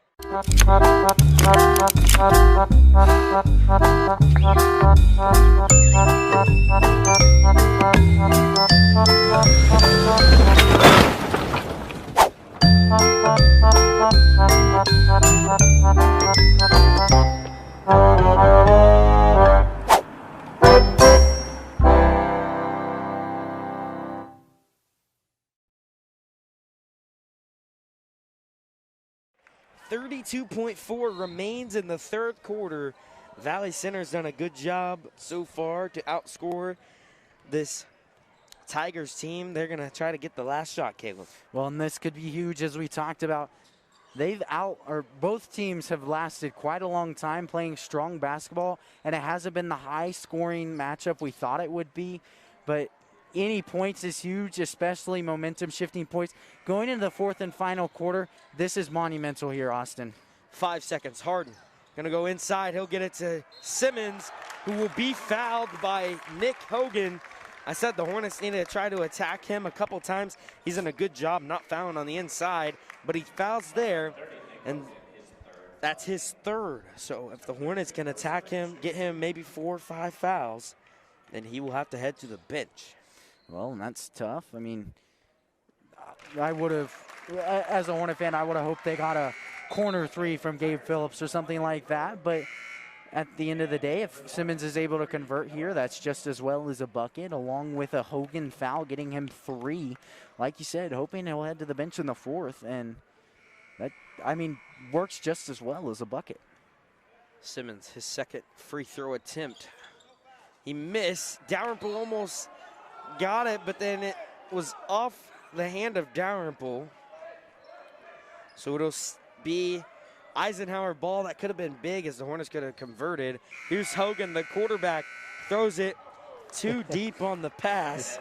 And that'll be the end of 3 as 38-33 is our score. Valley Center leads the Eisenhower Tigers.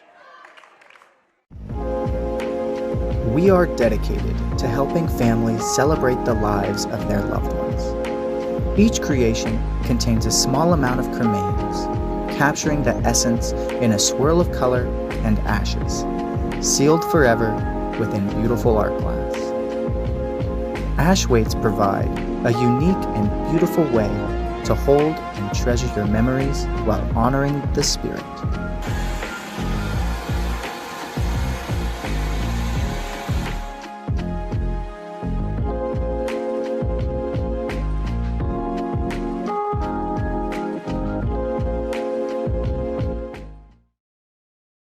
Five-point lead, final quarter in this league matchup. Caleb, what do you see the Hornets need to do in this 4th and final quarter to close it out? I would say, like they did early on and put them ahead, would be control the pace. We haven't seen as much of an up-tempo game as the Hornets wanted to. And then on the defensive side, stay aggressive. Hauser, who checked in moments ago, missed the floater, and then Noah Simmons, a rebound and a foul. 6 fouls to 2 called on this Eisenhower team. It's kind of flipped the script a little bit from that first half. Even though the Hornets still aren't agreeing with some of the calls, they still only have 2 fouls called against them. So, works out well.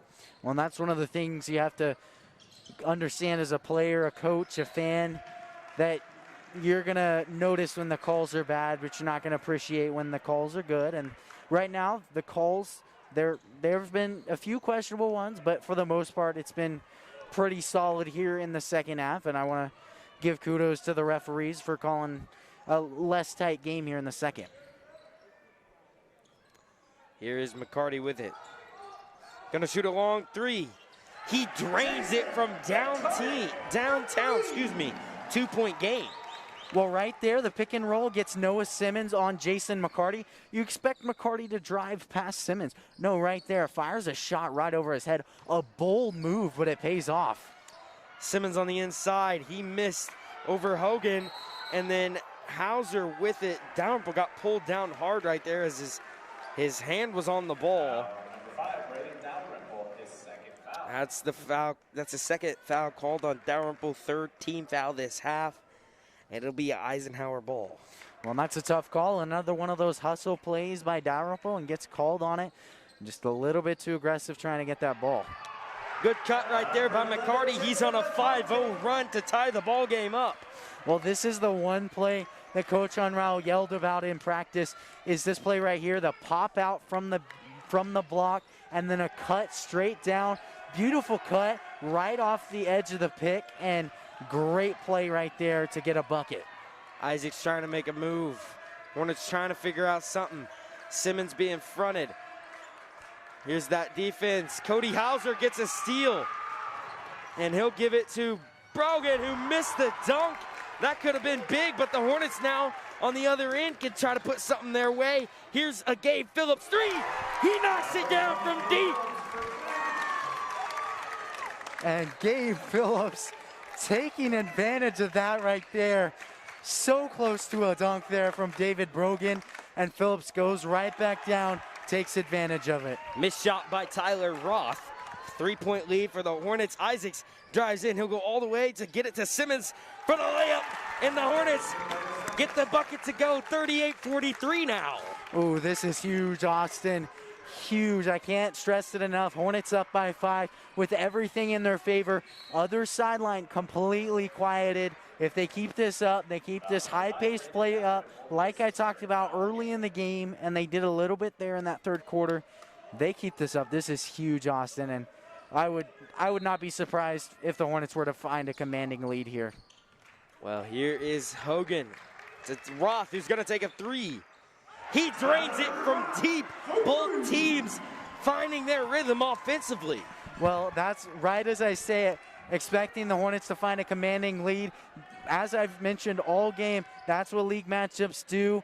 A great three in good time for the Tigers, and that is huge. Isaacs inside, Laker cut for Eli Isaacs to put the Hornets back up 4. Well, I can't talk about the beautiful cuts here from both Isaacs, Harden, Dalrymple. I mean, really every guy on this team has done it, and it shows right there, gets them a bucket. Hauser puts up a shot, but Nick Hogan gets the follow. Both teams trying to go back and forth. Hornets barely hanging on to a 2-point lead. Now they're on offense to try to extend it. Well, this is when the pressure goes up, back and forth game, and you feel like if you don't convert here, the other team is going to. And the ball's on the floor, somehow finds the hands of Hauser. Here's Roth, gonna take another 3. That one off the back iron, and Valley Center can slow it down, take a little bit of a deep breath after they turned it over. Well, like what I said on the last possession, they're expecting Eisenhower to convert on every possession, and Hornets catch a break here. Here's the time to convert. Gabe Phillips from downtown. That's the same play that the Hornets ran to get him that shot in the last game that took the game into overtime, but he missed right there. And here is Roth, who's hit a couple of shots. He was blocked by Isaacs. And finally, that'll be a foul as 3 Hornets tried to go for the ball. Roth ended up with it. That's just a hustle foul right there for Valley Center. Well, and that's the tough thing. We see Harden do it all the time, get on the ground for the basketball, and 3 Hornets trying to do it right there, but it's big that there's a foul right there. Foul totals coming back to even. 6-5 is the margin, and late in this game, this is going to be huge, Austin. All of these possessions, so much riding on this. Well, Caleb, 2-point lead for the Hornets. And what is Coach Unruh telling his boys right now? As, like we said, the Hornets, they're a good team. They're going to have every team's going to give them their best shot. Eisenhower did it the first time. They're doing it again. What do you tell them, Caleb? Well, I'm drawing up a play. I'm going X's and O's right here, getting the ball into the hands of Gabe Phillips or Caleb Harden, the 2 guys who have been able to knock down threes here tonight. And that would be my biggest thing, is get the ball into their hands, get a momentum shifting play. You need one right here, especially with a 3. They go up by 2 possessions. That is huge in this game. And unfortunately enough, Eisenhower's the ball, but right now, you got to go right down and drop an aggressive offensive play, get yourself some momentum in the late going, and I would assume that's what Coach Unruh told him in the timeout. Well, before Christmas break, this Hornets team had been in not so close games. They put it to every team, and now the harder part of their schedule is here, and they have to play in some tight games. They've had Arc City go down to the wire, Eisenhower go down to the wire, Andover go down to the wire. And this is what Coach Unruh calls the gauntlet, their league. Right now, Hornets sitting at number 2 in league. This is a big win if the Hornets can snag it. Here's Hogan, who was fouled at the free throw line, knocks down 1 to make it a 1-point game. Dalrymple back into the game for the Hornets. Well, and you look at this right here, Austin. On paper, as I said, this is a blowout for the Hornets. The 12-4 Hornets compared to the 4-11 Tigers. But as we said, league matchup, and it is a big win for both squads. If Eisenhower is able to pull up the upset, that is huge for their season. As for the Hornets, I think that's huge because they're in the same sub-state bracket, and if the Hornets are able to find a win here, they put themselves in number 2 in the sub-state bracket. Here's Isaacs over to Harden. Here's the offense from the Hornets. It hasn't slowed down all but a couple of minutes in this game. They've done a great job all game. Here's Phillips, who is the leading scorer in tonight's game so far. He's trying to work against Brogan. Isaacs out at the top of the key, trying to make a move. He'll find Dalrymple. And Harden inside, drives in. He missed the shot. Goes up with it was Simmons, and then he missed. So now it's still the 1-point game. Here's McCarty with it. Well, McCarty. Austin right there. The Hornets not able to convert, obviously. And then Eisenhower, they're going to come down. I would say get it in the hands of Nick Hogan or Tyler Roth, who both had big nights. And Hornets lucky to catch a break there. Well, Isaacs did a good job to intimidate Roth as he didn't go up and he traveled. 2:37 in this fourth quarter. League matchup, 4-11 Tigers versus the 12-4 Hornets. Dalrymple drives in. He'll go up over Hauser. He missed. No foul called. Brogan with the board after the Hornets tried fighting for it. Here's McCarty on the other end trying to work for Eisenhower. Roth, a corner three, shoot. He's not going to shoot it, excuse me. And then it'll be a foul called on Caleb Harden. That might be his fourth. It is. So Harden with 2:16 left has his fourth foul. Caleb, do you take him out or do you just leave him in? I would say at this point in the game, one point is the difference. I would say leave him in. He's been a momentum shifting player.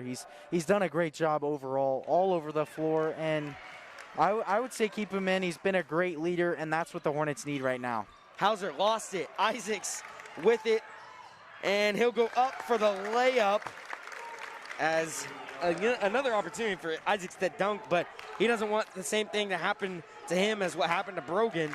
So he goes up, easy 2 points. Well, that's the selfless play right there. Hornets needed a bucket, and Isaacs, instead of taking the highlight reel play, he took the easy bucket, got some points for his team. Well, Caleb Harden, he went underneath, tried to draw the charge. He has 4 fouls, so he's got to be a little bit more careful than that. But he made Hogan miss the shot, so that'll be a foul called on Cody Hauser. That's the 7th foul, so both teams in the bonus. For the rest of the game, we'll be shooting free throws off fouls. This is a 1-and-1.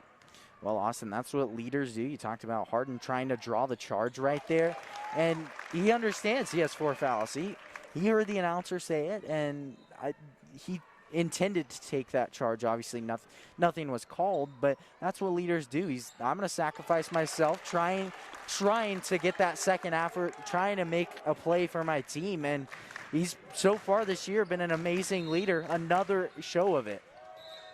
It'll be a timeout off 2 made free throws from Gabe Phillips. Timeout called by the Eisenhower Tigers. 49-44, 1:37 to go. We'll be back here on Hornet Studios. We are dedicated to helping families celebrate the lives of their loved ones. Each creation contains a small amount of cremains, capturing the essence in a swirl of color and ashes, sealed forever within beautiful art glass. Ash weights provide a unique and beautiful way to hold and treasure your memories while honoring the spirit.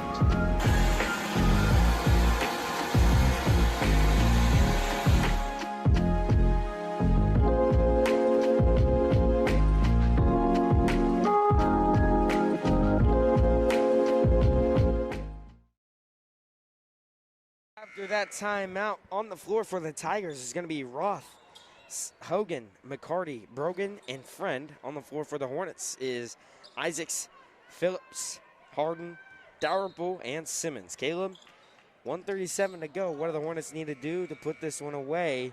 As Tigers, we've seen they can tie it up pretty quickly. Well, and that's certainly for sure. You have to be careful. You have to continue to play good, smart basketball, man-to-man defense, and tough right there on the miscommunication. Those are plays that are big. Well, Cade Friend knocks down a 3-point shot. 2-point ball game now. Hornets seemingly not stressing here with Isaacs with the ball. Well, Austin, this is monumental here, not only in the game, but in the season. And right now, this is not the matchup we expected, but they're continuing to show off what Eisenhower's continue to show off their potential and what they can do. Big free throws right here from Caleb Harden. Trying to make it a 2-possession game. If he can knock down both, 1:07 remains. And he's a 41% free throw shooter on the year. And he knocks down his first. You know, percentages, they matter. But at the same time, clutch percentages are something that people should probably start taking stats more of. Because this will be a big free throw if he can make it. That one rolls in and out. That'll be a jump ball. Possession goes to Valley Center. Noah Simmons creating something for his team right there. And those are the effort plays that make a winning team what they are. Going for the second chance, going for the second opportunity. And the Hornets, while we've seen in the past that can be called a foul at the end of the day. It's called in their favor late in the game, and they continue to show off those efforts.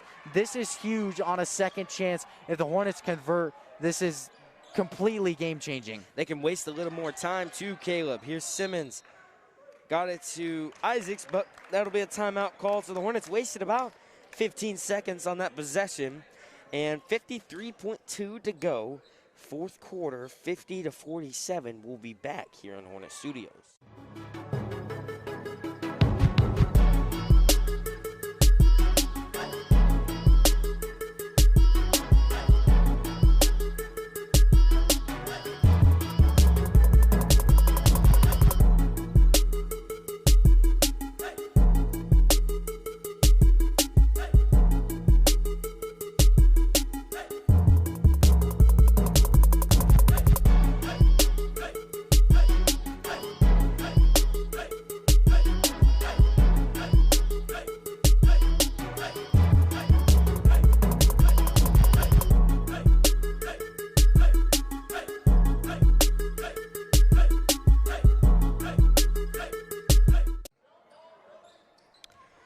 Back here at Hornet Studios, Harden with the ball. The Hornets have wasted a little bit of time. They're trying to waste some more.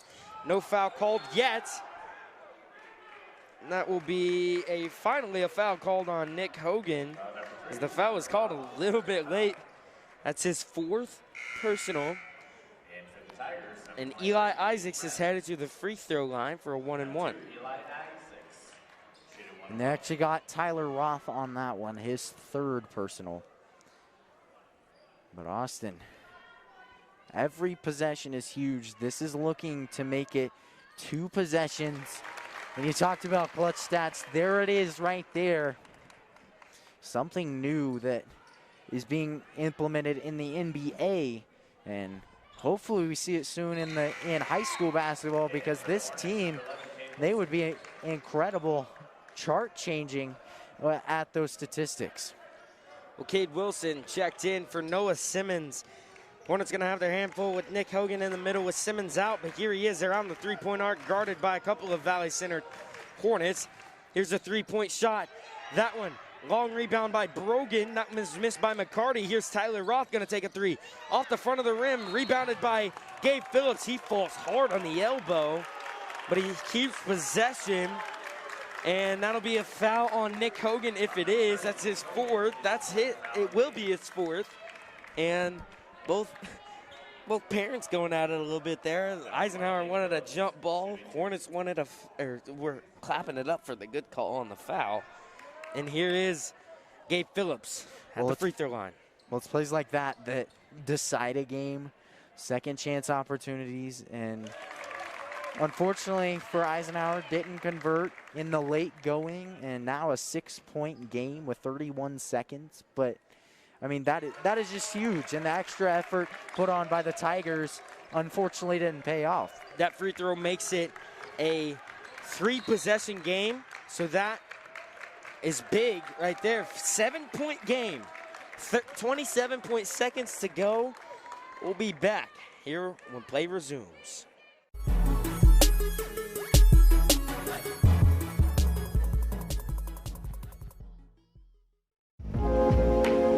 We are dedicated to helping families celebrate the lives of their loved ones. Each creation contains a small amount of cremains, capturing the essence in a swirl of color and ashes, sealed forever within beautiful art glass. Ash weights provide a unique and beautiful way to hold and treasure your memories while honoring the spirit.